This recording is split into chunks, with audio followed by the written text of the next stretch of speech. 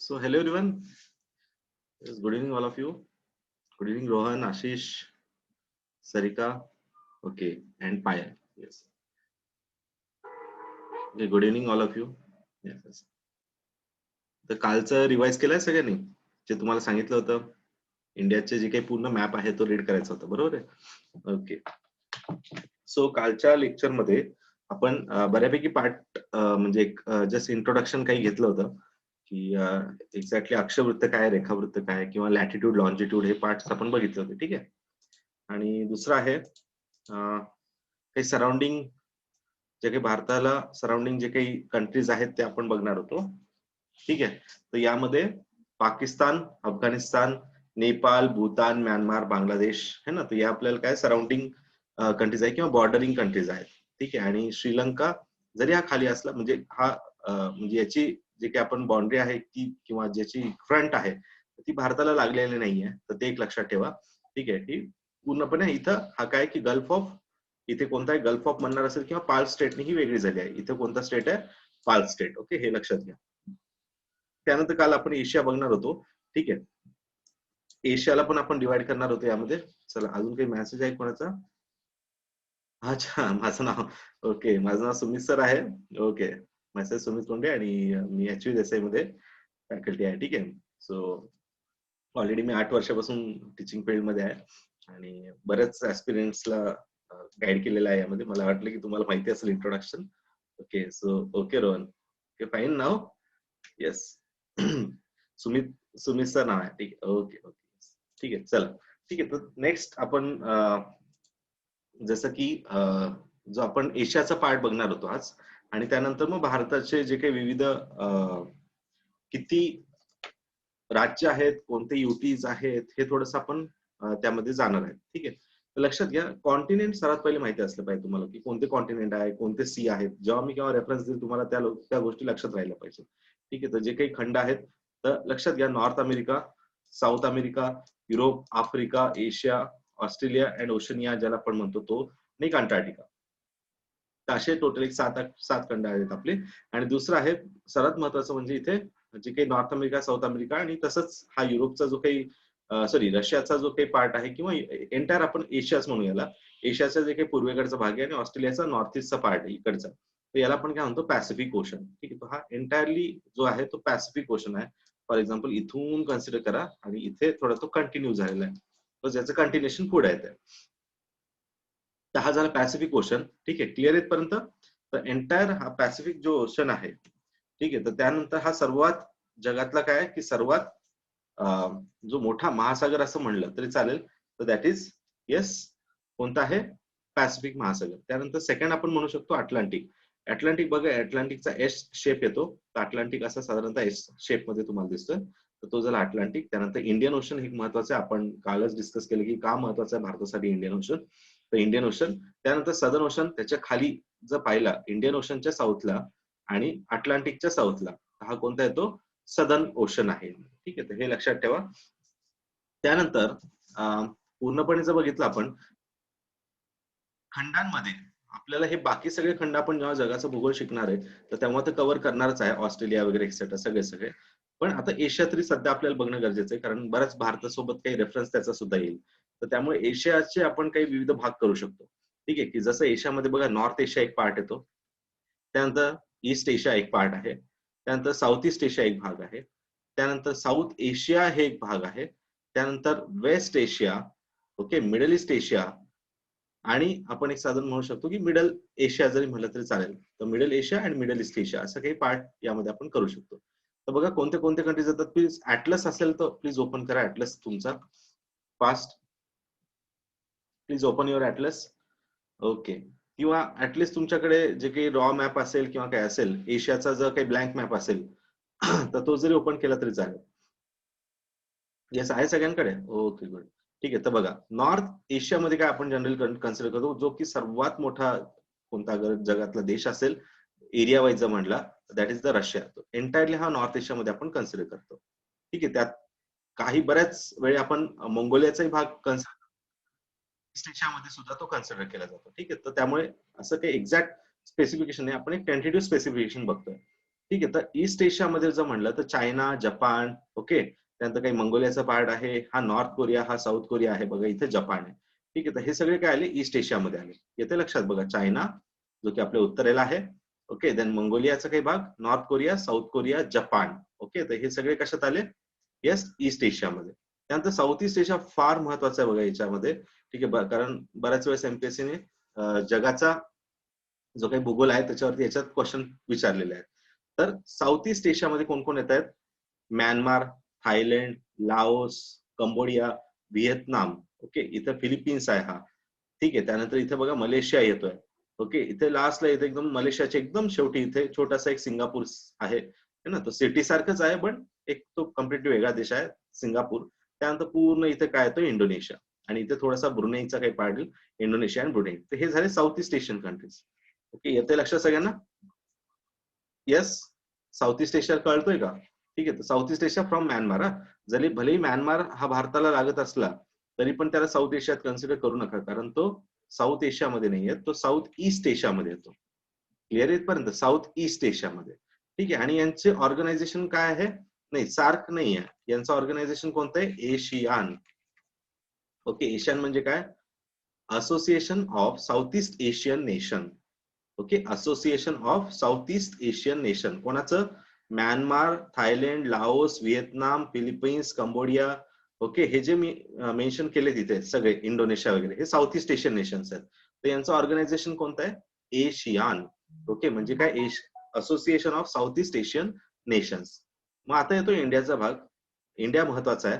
ठीक आहे. तर इंडियाचा सराउंडिंग कंट्रीज बघा, मी आता पूर्ण व्यवस्थित मार्क केलं इथे. तर एवढा भाग जो आहे तो आहे सार्कचा. ओके, हा झाला सार्क. आता सार्क मध्ये कोण कोण येत आहेत, एकदम सर्वात महत्वाचं म्हणजे आपला आणि सर्वात मोठं याच्यात म्हटलं तर इंडिया येईल. त्यानंतर रिसेंटली ऍड झालेलं अफगाणिस्तान पण एक लक्षात ठेवा. ठीक आहे. जो 2008 मध्ये ऍड झालेला आहे तो आहे अफगाणिस्तान. टोटल 8 देश आहेत. ओके, सार्क मध्ये किती देश आहेत टोटल, 8 देश. सार्कचा लॉंग फॉर्म माहिती सगळ्यांना? येस, माहिती आहे. सार्कचा लॉंग फॉर्म माहिती सगळ्यांना? Yes, okay. येस, फास्ट नाही माहिती तर नाही म्हणून सांगा, काही प्रॉब्लेम नाही. ओके, तर सार्कचा बघा लॉंग फॉर्म काय असेल, south Asian association of regional corporation. Okay, south Asian association of regional corporation. Okay, तर लक्षात घ्या, south Asian association of regional corporation. तर हे जे आहेत, तर हे झाले सगळे साऊथ एशियन कंट्रीज. ठीक आहे. तर यामध्ये सार्क आले लक्षात, तर टोटल 8 कंट्रीज आहेत. ओके, आणि याचे जे आता इकॉनॉमिक सेंटर किंवा याचं हेडक्वार्टर कुठे आहे, ढाकामध्ये आहे का, काठमांडूला आहे, किंवा पहिली परिषद कुठे झाली होती, हे सगळं तुम्हाला थोडंसं करंट अफेअर्स मध्ये बघावं लागेल, किंवा इंटरनॅशनल जे काही ऑर्गनायझेशन असतात तर त्यामध्ये तुम्ही रेफर करू शकता. ठीक आहे. सध्या आपण एक टेंटेटिव्हली पॉलिटिकल एरिया बघतोय, नंतर मग आपल्याला फिजिकल जॉग्राफी बघायचं आहे. ठीक आहे. तर सार्क जो आहे बघा, तर याच्यामध्ये अफगाणिस्तान, पाकिस्तान, इंडिया, ओके, त्यानंतर नेपाळ, भूतान, बांगलादेश, श्रीलंका, मालदीव. ठीक आहे. तर टोटल असे किती आले, हे 8 होतात बघा टोटल. येते लक्षात बघा, अफगाणिस्तान, पाकिस्तान, इंडिया, नेपाळ, भूतान, बांगलादेश, श्रीलंका आणि मालदीव. क्लिअर आहे? तर असे टोटल किती झाले, ते 8 देश कशामध्ये येतात, सार्क मध्ये. लक्षात सगळ्यांना येते लक्षात? Okay, good. ठीक आहे. आता बघा, जो की सर्वात महत्वाचा असतो आणि बऱ्याच मुलांना याच्याबद्दल कन्फ्युजन असतं, जो की रशियाच्या खाली आहे बघा इकडे, आणि मोस्टली युरोप किंवा युरोपचा पण आपण पूर्वेकडचा भाग म्हणू, किंवा इथे कॅस्पियन सी आहे बघा. हे लक्षात घ्या, हा कोणता सी आहे इथे, कॅस्पियन सी. प्लीज लक्षात घ्या, कॅस्पियन सी येतो इथे. ठीक आहे. आपल्या सगळ्यांच्या अटलस मध्ये बघा तुम्ही, आणि त्याच्या पश्चिमेला बघा अजून एक सी दिसतोय तुम्हाला, एक ब्लॅक सी. ठीक आहे, जो की युरोपला लागतो थोडासा, ब्लॅक सी. ओके, आणि इथे जे सारखे न्यूज मध्ये असतात, सिरिया, लेबनन है ना, इस्रायल, सगळ्यांना माहिती असेल, तर तो हा इकडचा जो पार्ट आहे, त्याच्या पश्चिमेकडचा पार्ट जो आहे, जो की समुद्राने व्यापलेला आहे, तर तो कोणता, मेडिटेरियन सी. ओके, भूमध्य समुद्र. हा कोणता, मेडिटेरियन सी, भूमध्य समुद्र. त्यानंतर खाली आहे बघा इथे, तुम्हाला सगळे अरेबियन कंट्रीज माहिती असतील, सौदी अरेबिया, येमेन एक्सेट्रा. तर हा कोणता भाग आहे, रेड सी. त्याच्या पश्चिमेला काय, रेड सी. तर ही एशियाची बाउंड्री आहे. लक्षात घ्या, एशियाची बाउंड्री जर तुम्हाला माहिती नसेल तर मला वाटलं की एक जनरली तुम्हाला एक अंदाज असेल याचा, बट स्टील चला आपण एकदा बघून घेऊ. तर एशियाची बाउंड्री काय असेल, म्हणजे बाउंड्रीज म्हणजे काय, पूर्ण एशिया कशाच्या मध्ये आहे एक्झॅक्टली असं जर आपण म्हणायचं म्हणलं. ठीक आहे. तर लक्षात घ्या, पूर्णपणे साऊथला काय, इंडियन ओशन आहे. ओके, नंतर इथं काय, रेड सी. लक्षात, हा कोणता आहे, रेड सी, त्यानंतर मेडिटेरियन सी म्हणजे भूमध्य समुद्र, इथे ब्लॅक सी, लक्षात. त्यानंतर इथे बघा आपण एक उराल माउंटेन वगैरे असं म्हणू शकतो, उराल रेंज अशी एक म्हणता येईल, जी युरोप आणि रशियाला वेगळी करते. उराल माउंटेन रेंज, उरल, ठीक आहे, युरोप आणि रशियाला वेगळी करणारी उरल आहे. तर ही एक आली. त्यानंतर पूर्ण वरती आर्टिक ओशन आहे, ठीक आहे, हा आर्टिक ओशन. त्यानंतर इथे बघा बेरिंग सी येतो, ठीक आहे, इथे कोणता सी आहे. आज हे तुम्हाला सगळं बघायचं आहे, जरी तुमचं ऍटलस नसेल तर हे तुम्हाला फाइंड आउट करायचं. जे मी लिहितो इथे ते पॉईंट पण फास्ट तुम्हाला लिहायचे, ठीक आहे. बेरिंग सी आहे आणि लगेच इथं पॅसिफिक स्टार्ट होतो. हा पूर्ण सराउंडिंगला काय आहे, पॅसिफिक सी. बघा इथे पूर्ण पॅसिफिक सी येतोय, ठीक आहे. हा एशियाची ईस्टर्न बाउंड्री आपण ज्याला म्हणू शकतो, किंवा पूर्वेला आशियाला व्यापलेला काय आहे, किंवा पूर्वेला एशियाला कुणी व्यापलेला आहे पाण्याने, कोणत्या पाण्याचा भाग आहे, पॅसिफिक, हे लक्षात घ्या. ओके, तर क्लिअर इथपर्यंत. हे पूर्ण मग पॅसिफिकचाच भाग आहे. आणि इथे मग थोडस साऊथ चायना सी वगैरे असं काही भाग येतो. इथे बघा हा चायना आहे ना, तर या चायनाच्या खाली फिलिपिन्स, इकडे बघा या साईडला फिलिपिन्स आहे आणि इकडे व्हिएतनाम आहे. तर याच्यामध्ये कोणता आहे, साऊथ चायना सी, जो कंटिन्युअस काही ना काही चायना इथे खुरापत काढत असतो बघा, आणि कोणते ना कोणते इथे आयलंड जे आहेत तर त्याच्यावरती आपला हक्क दर्शवतो, ठीक आहे.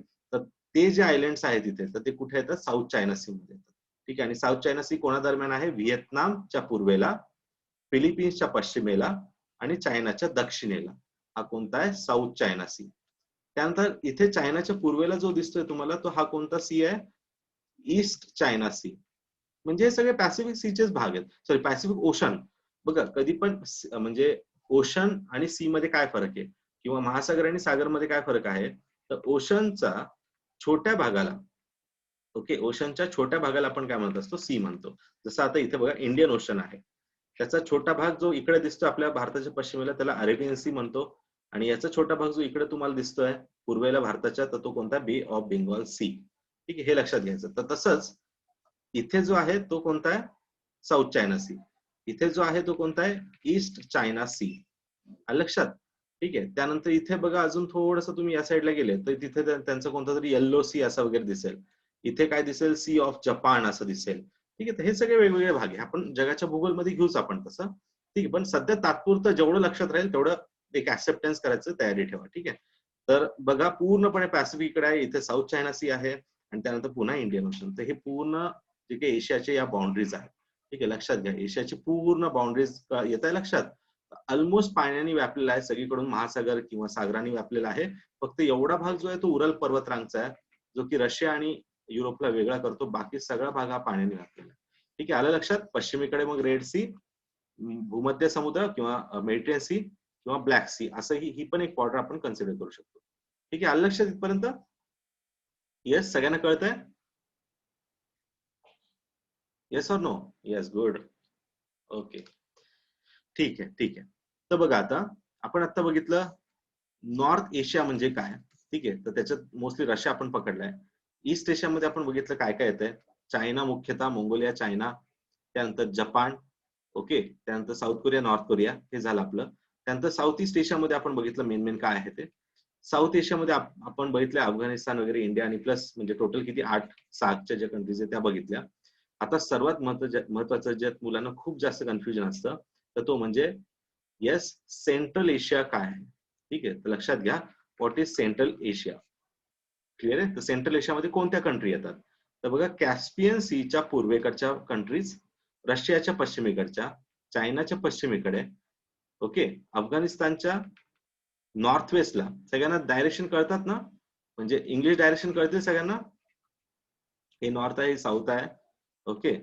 ही बघा ही नॉर्थ वेस्ट आहे, ओके, ही वेस्ट, ही ईस्ट, ओके. आणि याच्यामध्ये नंतर परत नॉर्थ ईस्ट, ओके, ही साऊथ वेस्ट आणि ही साऊथ ईस्ट आहे, ठीक आहे. आता मग त्यानुसार तुम्ही डायरेक्शन लावू शकता. बघा चायनाच्या वेस्टला काय आहे, सेंट्रल एशिया. अफगाणिस्तानच्या नॉर्थ वेस्टला काय आहे, सेंट्रल एशिया. इराणच्या नॉर्थ ईस्टला काय, इराणच्या नॉर्थ ईस्टला तर सेंट्रल एशिया, ठीक आहे. तर एवढं सगळं सेंट्रल एशिया, आणि खूप सोपं आहे सेंट्रल एशिया लक्षात ठेवायला, की कोणत्या कोणत्या कंट्रीज येतील सेंट्रल एशियामध्ये. तर सगळ्याच्या सगळ्या स्थान आहेत, हे लक्षात घ्या. लक्षात, सगळ्यात काय स्थान या नावाने एंड होतात. फक्त काय सोडायचंय, अफगाणिस्तान आणि पाकिस्तान, कारण हे दोन स्थान जे आहेत ते सार्क मध्ये येतात किंवा साऊथ एशियामध्ये येतात आपल्यासोबत. आपले मित्र आहेत ना हे, इंडिया आणि पाकिस्तान, ठीक आहे. तर लक्षात घ्या, तर हे आपल्यासोबत आहे ना सार्क, सार्क सोबत काय ना, अफगाणिस्तान आणि पाकिस्तान. हे 2 स्थान जे आहेत ते इंडिया सोबत येतील सार्क म्हणजे साऊथ एशियन कंट्रीजमध्ये. त्यामुळे त्याला सेंट्रल एशियात नाही टाकणार आपण. मग सेंट्रल एशियामध्ये जे उरलेले स्थान आहेत like Turkmenistan, okay, Uzbekistan, Kyrgyzstan, Tajikistan and सगळ्यात मोठा लँड एरिया असणारा कझाकस्तान. ओके, सो कझाकस्तान जो आहे तो सगळ्यात मोठा आहे याच्यामध्ये, जो रशियाच्या खाली येतो. ठीक आहे, तर लक्षात घ्या सगळे स्थान परत रिपीट करतो. Kazakhstan, Uzbekistan, Turkmenistan, Tajikistan and Kyrgyzstan. तर हे सगळे स्थान म्हणजे काय, सेंट्रल एशिया. क्लिअर आहे, समजले इथपर्यंत? Yes, understood? ओके ओके, ठीक आहे. सो बघा आता, येस रोहन, तसंही म्हणू शकतो आपण, हा वेगळे झालेले भाग आहेत. हो हो हो हो, ठीक आहे. तर बघा आता पुढचा भाग बघू आपण. सेंट्रल एशिया बघितलं आपण, सगळं हे बघितलं. आता इथपर्यंत आलोय आपण.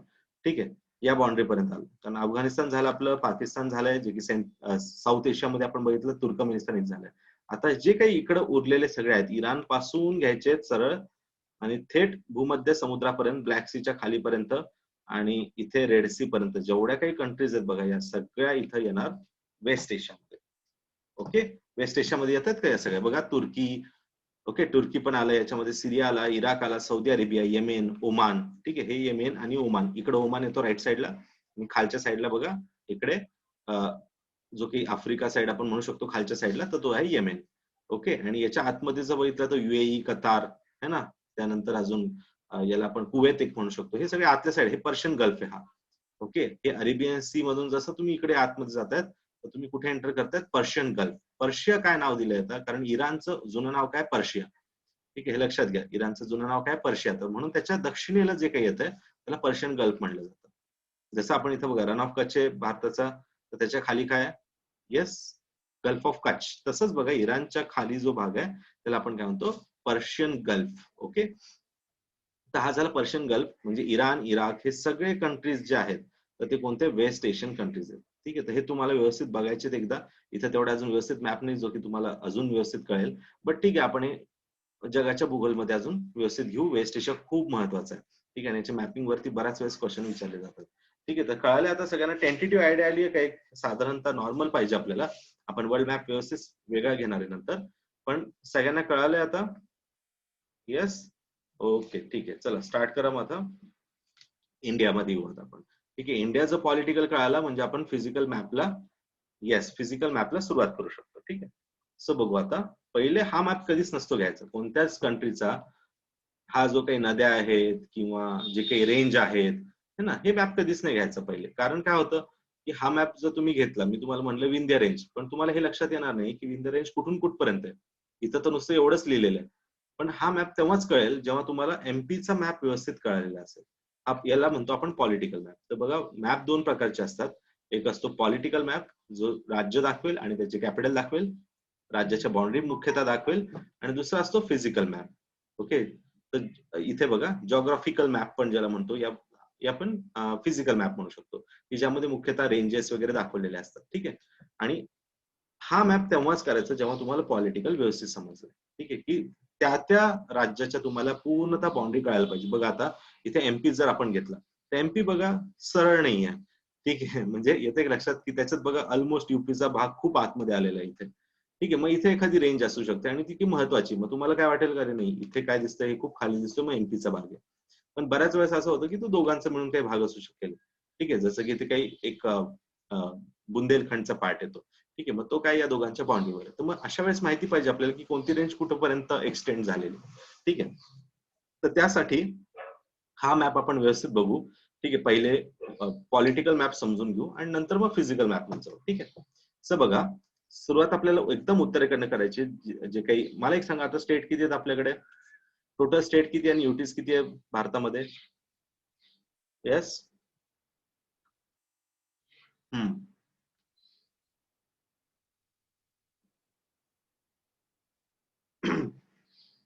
येस येस येस, हम्म, ठीक आहे.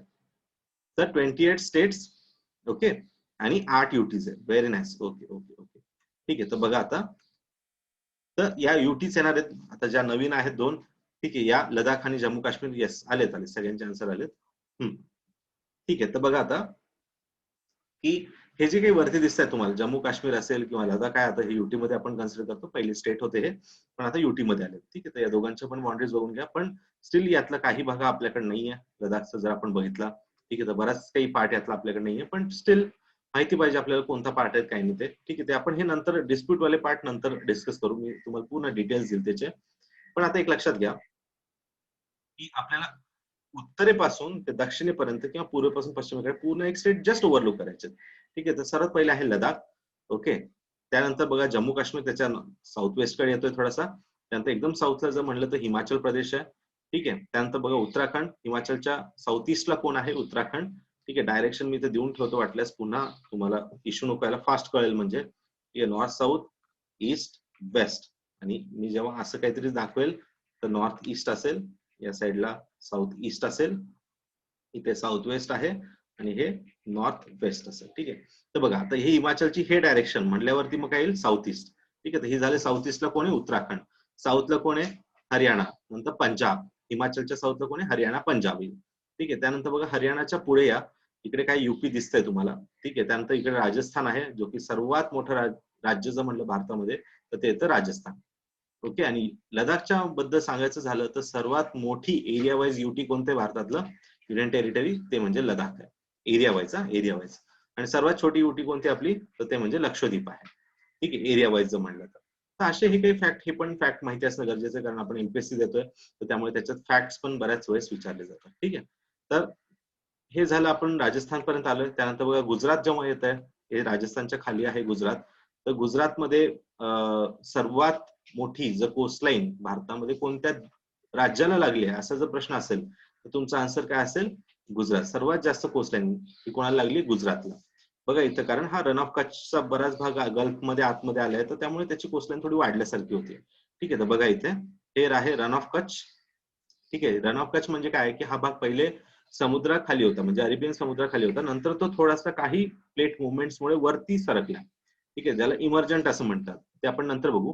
ठीक आहे, ते इमर्जंट झालं आणि त्यामुळे इथलं पाणी जे काही ते मागे सरकल्यामुळे काही पाण्याचा भाग जो इथे राहिला, वेटलँड सारखा, पाणथळ सारखा असा भाग इथे जो राहिला समुद्राच्या पाण्याचा. ठीक आहे, आणि तो इव्हापरेट झालाय ओव्हर द टाइम. आणि जे काही इथे पांढरे असे काही की सॉल्ट पॅन्स राहिले, तर त्याला आपण म्हणतो रन ऑफ कच्छ. ओके, आणि इथे पाकिस्तान सोबत हा रन ऑफ कच्छ आपण जनरली शेअर करतोय, तर हा भाग इथे रन ऑफ कच्छचा भाग आहे. ठीक आहे, आणि त्याच्या खाली जो गल्फ आहे तो आहे मग येस, गल्फ ऑफ कच्छ. हा फार इम्पॉर्टंट आहे, इथे मी सांगेल तुम्हाला पुढे काय गरजेचं आहे ते. ठीक आहे, इथे झालं गल्फ ऑफ कच्छ. त्यानंतर बघा इकडे या गुजरातमध्ये जर खाली आले तर हा इथे आहे गल्फ ऑफ खंबात.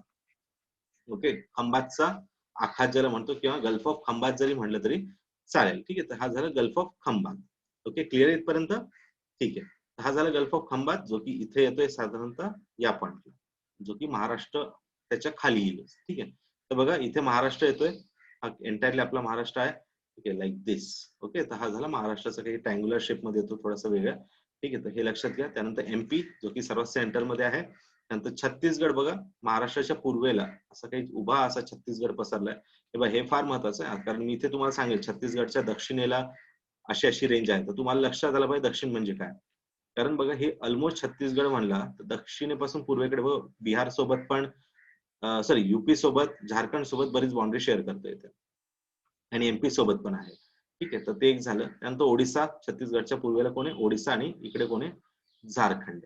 ओके, त्यानंतर बघा इथे तेलंगणा येतोय खाली महाराष्ट्राच्या. इथे आता पहिले आंध्र होता, पण आता इकडे तेलंगणा आलं, म्हणजे आपल्या आंध्राला आता पार्ट लागत नाही कोणताच. ठीक आहे, तो डायरेक्ट तेलंगणा आणि कर्नाटकला आपण साऊथ साईडला कनेक्ट करतो विथ द गोवा ऑल्सो. ठीक आहे, तो गोवा पण असेल इथे. तर हे झाले बघा महाराष्ट्र, तेलंगणा आणि गोवा साऊथ साईडला. ठीक आहे, आणि इकडे थोडासा छत्तीसगड येईल. ठीक आहे, आणि लास्टला कोण आहे, केरला. त्यानंतर इथे लास्टला तामिळनाडू. ठीक आहे, केरला आणि तामिळनाडू. भारताचं सर्वात दक्षिणेकडचं टोक कोणतं आहे मग, येस सांगा लवकर फास्ट.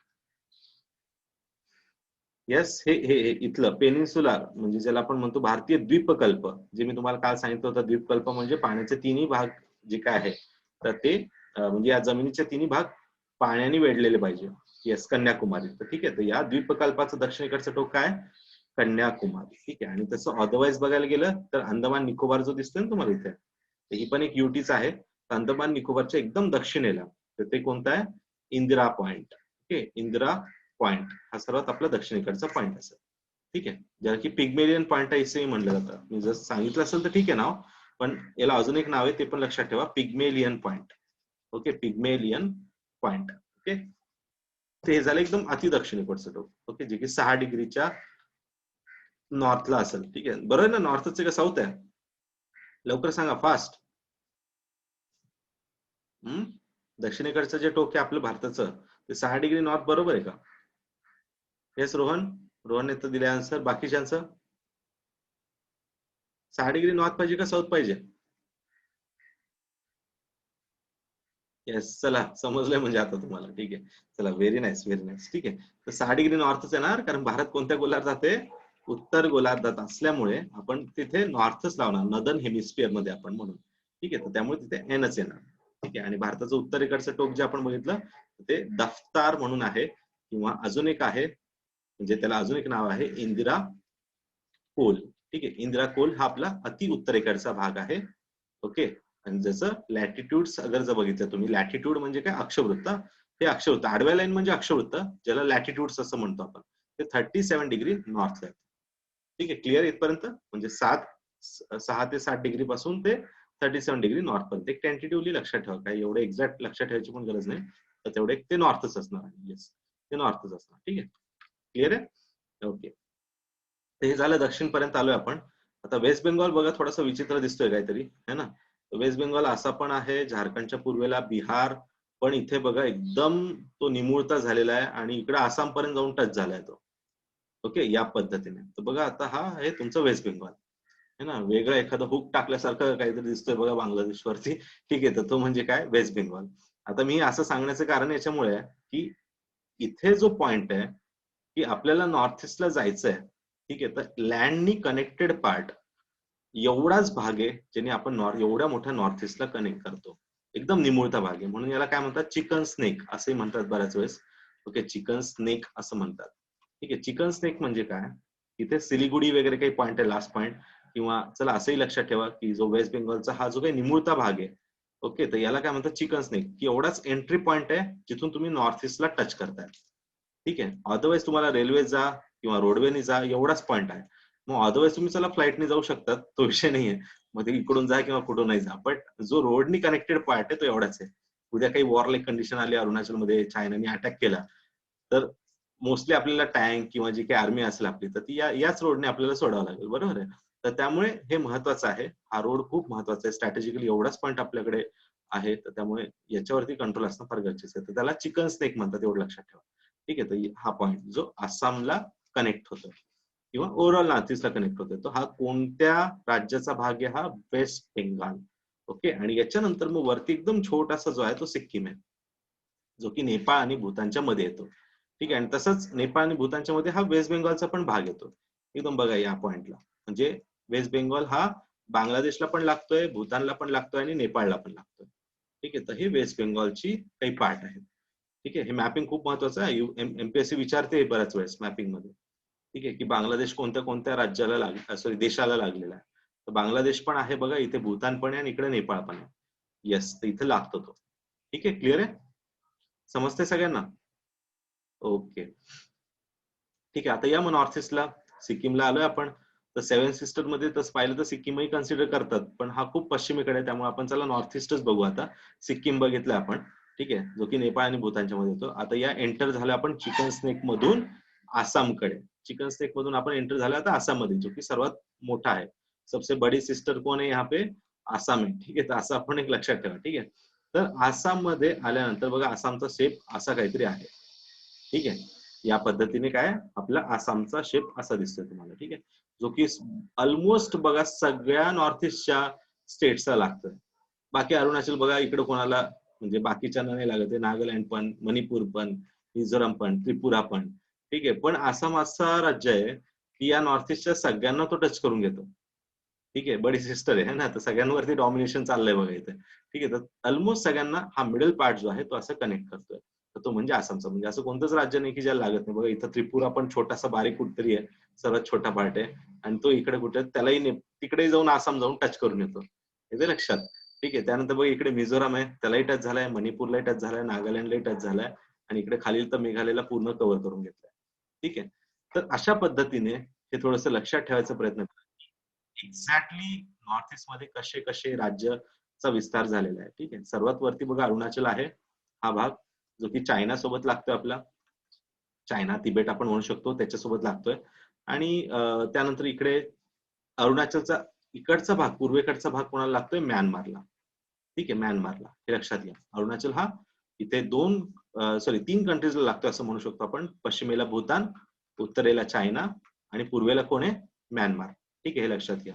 आणि दक्षिणेला तर आसाम लागतोय त्याला पूर्णपणे. ठीक आहे, आसाम आणि इकडे थोडासा नागालँड पण आहे. बघा आता अरुणाचलच्या खाली कोण येतोय?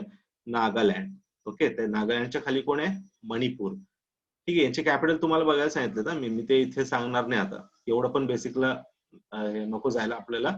एमपीएससी ना बऱ्याच गोष्टी आपल्याला अजून बघायच्या. ठीक आहे, तर ते तुम्हाला तुमच्यावरती सोडलाय मी तो होमवर्क म्हणून. ठीक आहे, तर बघा अरुणाचलच्या खाली काय? नागालँड, त्यानंतर मणिपूर, त्यानंतर लास्टला कोण आहे? मिझोराम. मग मिझोराम नंतर इथं पुन्हा आता हे म्यानमार आहे सगळा. हा काय? म्यानमारचा पार्ट आहे. ठीक आहे, मिझोरामच्या खाली. ठीक आहे, तर त्यानंतर इकडे त्रिपुरा एकदम लॉक झालेला आहे बघा. मिझोराम लागतोय त्याला आणि आसाम लागतोय. बाकी मग इकडे लॉक झालेलं आहे बांगलादेशमुळे. ठीक आहे, तर हे झालं त्रिपुरा. ओके, तर कळालंय सगळ्यांना?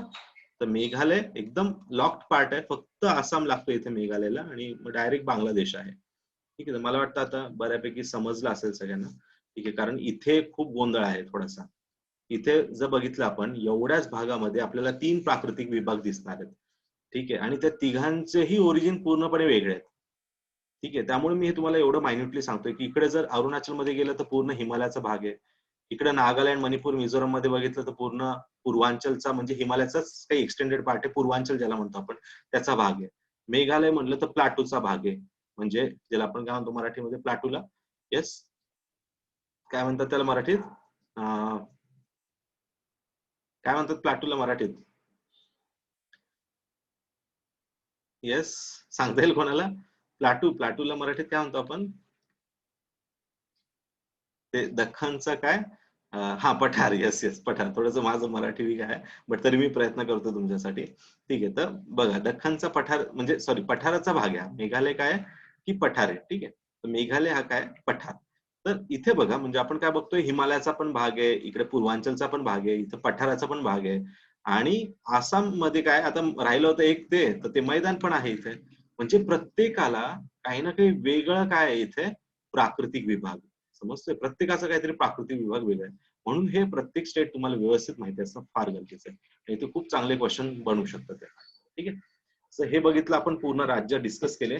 आणि सर्वात अतिपूर्वेकडचं टोक जे आहे ते बघा अरुणाचल, म्हणजे जे आपण काल बघत होतो रेखावृत्त म्हणजेच काय? लॉन्जिट्यूड. ओके, सो लॉन्जिट्यूड जे असतील, ठीक आहे, तर हे लॉन्जिट्यूड सर्वात ईस्ट कडचं कोणतं बघितलं होतं आपण? 97. एक टेंटेटिव्हली बघा, 97 डिग्री ईस्ट असेल. आणि सर्वात वेस्ट कडचं कोणतं आहे सांगा लवकर, टेंटेटिव्हली सांगा. आता मला इथे एकदम स्ट्रेट नाही लाईन ड्रॉ करता येते, बट तेवढं अंडरस्टँड करून घ्या तुम्ही. आता कोणता आहे? नीट नीट 37 डिग्री वेस्ट. 37 कसं असेल? नुपूर 67 डिग्री, बट ईस्ट वेस्ट काय असेल? 67 डिग्री वेस्ट, बरोबर आहे का? वेस्ट बरोबर आहे का इथे? 67 degree west. Yes Ashish, west बरोबर आहे का? हा, चला आता गुड, व्हेरी नाईस. सगळेजण ईस्ट लिहित आहेत है ना. Very nice, very nice. तर ईस्ट वेस्ट नसणार, जरी पश्चिमेकडे तरी ईस्टच, कारण आपण कोणत्या गोलार्धात आहे? पूर्व गोलार्धात. ओके, हे लक्षात घ्या. म्हणून इथे ईस्टच लागणार. ओके, मग इथे आपण लक्षात घ्या आता भारताचं सर्वात पूर्वेकडचं टोक कोण आहे? अरुणाचल प्रदेश. आणि इथे कोणता पॉइंट येतो? येस, किबुथू. ठीक आहे, लक्षात घ्या. किबुथू हा भारताचा सर्वात पूर्वेकडचा टोक आहे. आणि इकडे कोण आहे? गुजरातमध्ये या इथे साधारणतः घुअर मोठा. ठीक आहे, घुअर मोठा लिहून घ्या वाटल्यास. घुअर मोठा हा अति पश्चिमेकडची जे काही 67 डिग्री ज्याला म्हणतो आपण, तर पश्चिमेकडचं टोक भारताचं कोणतं आहे? घुअर मोठा. आणि सर्वात पूर्वेकडे कोणतं आहे? किबुथू. क्लिअर इथपर्यंत सगळ्यांना समजतंय? येस. दक्षिण आणि हे तर बघितलंय आपण. दक्षिण आणि पूर्व उत्तर तर बघितलंय कोणते पॉइंट. ठीक आहे, ओके. तर घुअर मोठा आणि किबुथू लक्षात घ्या. ठीक आहे, ओके. आणि दोघांमधला डिफरन्स कितीचा आहे? एक साधारणतः 30 डिग्रीचा डिफरन्स आहे. ओके, दोघांमध्ये. म्हणजे किती तासाचा डिफरन्स आहे? 2 तास. ओके, इकडं आपण काल बघितलं इथे सकाळचे 9 वाजलेत, म्हणजे इकडे किती वाजलेत? मागे जावं लागेल, मायनस करावं लागेल. बरोबर आहे, म्हणजे किती वाजले? सकाळचे 7 वाजलेत. ठीक आहे, तर हा डिफरन्स तुम्ही लक्षात ठेवा त्यामध्ये. ठीक आहे. आणि मग आता हे असं गोंधळ होईल ना, मोदी जर म्हणतायत अरुणाचलवाल्यांना, इथं बसलेत ते किबुथूमध्ये, ओके, आणि इकडचे समजा सॉरी इकडे आपण गुजरातला, मोदींना गुजरातलाच ठेवू, एवढा लांब नको आणायला. ठीक आहे, तर इथं जर समजा मोदीजी बसले तिथे घोरमोट्टाला, ठीक आहे, घोरमोट्टा, ओके, तर आता मला सांगा, यांनी सकाळी इथं, सकाळी नको, एवढं सकाळी नको त्रास द्यायला.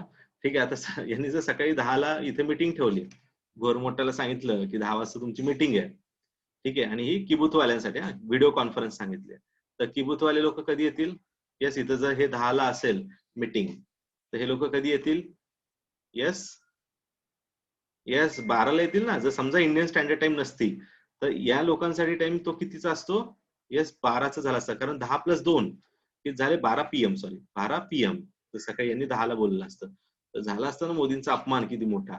तर जमल का असं आपल्याला नाही. मग ऍडमिनिस्ट्रेशन सोपं जावं, ऍडमिनिस्ट्रेशन सोपं जावं म्हणून काय केलंय, यांना 1 तास मागे ओढलंय, यांना 1 तास पुढे ढकललंय, आणि एकच इंडियाचा स्टँडर्ड टाइम आपण काढलेला आहे. आणि तो म्हणजे किती आहे? एक्झॅक्ट डिफरन्स जर बघितला तर 29 डिग्रीचा आहे. म्हणजे आपण 30 डिग्री आपल्याला सोपं जावं म्हणून घेतो आपण, तर 29 डिग्रीचा ऍक्च्युअल डिफरन्स आहे. ठीक आहे, मग हे सोपं जावं म्हणून आपण काय केलं की याला एक्झॅक्टली अर्धा अर्ध ब्रेक केलं. याला 1 तास मागे घेतलं, याला 1 तास पुढे घेतलं, आणि ती लाईन बनती 82.5 डिग्री ईस्ट. ईस्टच असलं पाहिजे. 82.5 डिग्री ईस्ट मधून जाते, आणि ती कुठून जाते? यस, अलाहाबाद, ज्याला मिर्झापूर म्हणतो आपण, ठीक आहे, तर तिथून ही जाते. ठीक आहे, क्लिअर इथपर्यंत सगळ्यांना? ती 82.5 डिग्री, ज्याला आपण काय म्हणतो Indian standard time. Okay, Indian standard time. ठीक आहे, क्लिअर इथपर्यंत इंडियन स्टँडर्ड टाइम कळाली सगळ्यांना? ठीक आहे, तर हीच टाइम आपण फॉलो करतो. आपला मोबाईल सेट करा, आणि हिलाच आपण काय म्हणतो GMT प्लस 5.5 तास. ओके, ज्याला 82 आपण तो हिशोब बघितला ना काल, कसा 5.5 तास निघतो. ठीक आहे, तो पण आपण काल बघितला. GMT प्लस 5.5 तास म्हणजे 82.5 ईस्ट. ओके, तर ही झाली स्ट्रेट लाईन जी की युपी मधून जाते. हा, आता तुमचं होमवर्क आहे की इंडियन स्टँडर्ड टाइम कोणत्या कोणत्या राज्यातून जाते. ठीक आहे, उद्या मला हे सांगायचंय सगळ्यांनी. 82.5 डिग्री जी इंडियन स्टँडर्ड टाइम आहे, ती कोणत्या कोणत्या राज्यातून जाते सांगता येईल एवढं? नक्की सगळेजण? सगळ्यांकडून पाहिजे. खूप मायन्यूट डिफरन्स आहे याच्यामध्ये. जसं मी आज तुम्हाला आता एक सॅम्पल देतो.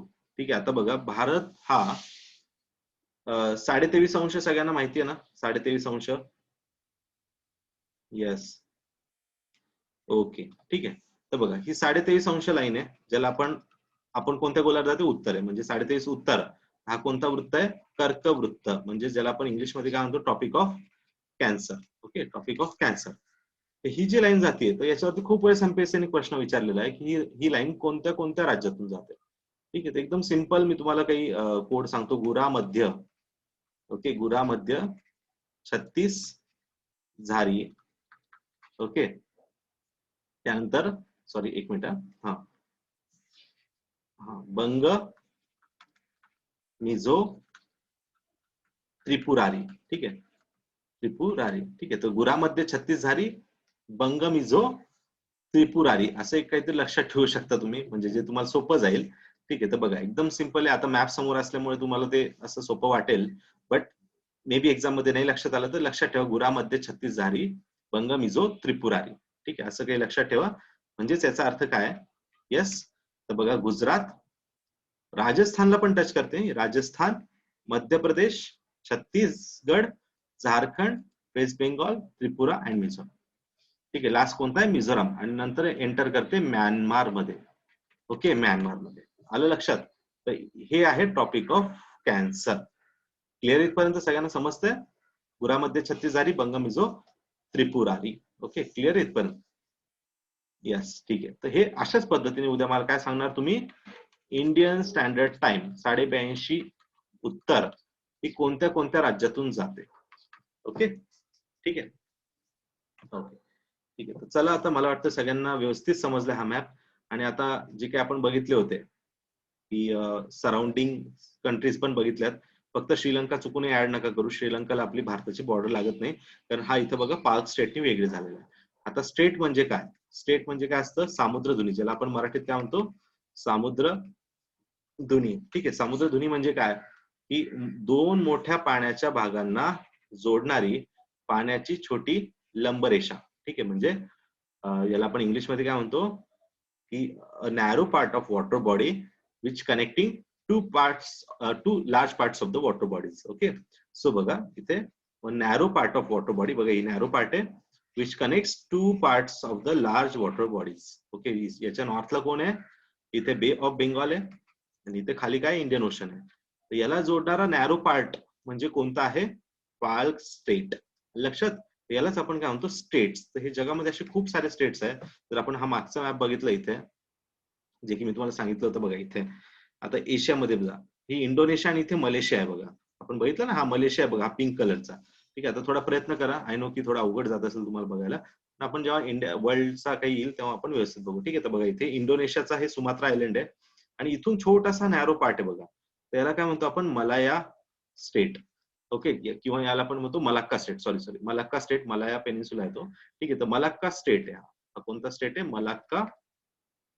ठीक आहे, मलाक्का स्टेट. ओके, की जो काय मलेशिया आणि एक्झॅक्टली इंडोनेशिया याच्या मधून जातो, किंवा इथे आपण म्हणू शकतो बे ऑफ बेंगॉल आणि इकडे कोण आहे, साऊथ चायनामध्ये एंटर करतोय. किंवा चला अजून सोपं घेऊ आपण, की इथे हॉर्मुझ स्टेट असली ऐकले असेल तुम्ही, की भारताचा सर्वात जास्त व्यापार कशाच्या संदर्भात आहे, ट्रेड कशाच्या संदर्भात आहे, आयात निर्यातला आपण ट्रेड असं म्हणतो.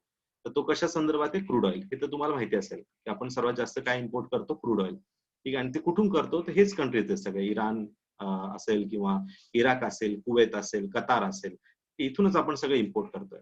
तर मग हा जो पार्ट आहे, तर इथला व्यापार आपल्यासाठी खूप महत्वाचा आहे. हा लाईन जो दिसते तुम्हाला, कारण इथून आपण सगळं शिपनी वगैरे आणतो. तर मग जेव्हा तुम्ही अरेबियन सी मधून इथे जातात, गल्फ ऑफ ओमान लागतो तुम्हाला, आणि त्यानंतर इथे एक स्टेट लागते की जी, जो मी तुम्हाला म्हणलं ना सामुद्रधुनी स्टेट. ठीक आहे, स्टेट फार महत्वाचा वर्ड आहे बरं का हा स्टेट. पण हा दोन मोठ्या पाण्याच्या भागांना इथे जोडतोय. इथे बघा गल्फ ऑफ पर्शिया आहे, पर्शियन गल्फ आहे, आणि इकडे गल्फ ऑफ ओमान किंवा अरेबियन सी. याला कनेक्ट करणारा पॉईंट कोणता आहे, स्टेट ऑफ हॉर्मुझ. लक्षात घ्या, स्टेट ऑफ हॉर्मुझ. ठीक आहे, सॉरी, स्टेट ऑफ हॉर्मुझ. ओके, तो हा कोणता पॉईंट आहे, स्टेट ऑफ हॉर्मुझ आहे. कळालं इथपर्यंत, स्टेट कळाली सगळ्यांना, स्टेटची डेफिनेशन. येस, तर ही स्टेट महत्वाची आपल्यासाठी, पाल्क स्टेट आली लक्षात. मग पाल्क स्टेट कुठे आहे सगळ्यांना ते कळालंय का. ओके, ही झाली पाल्क स्टेट.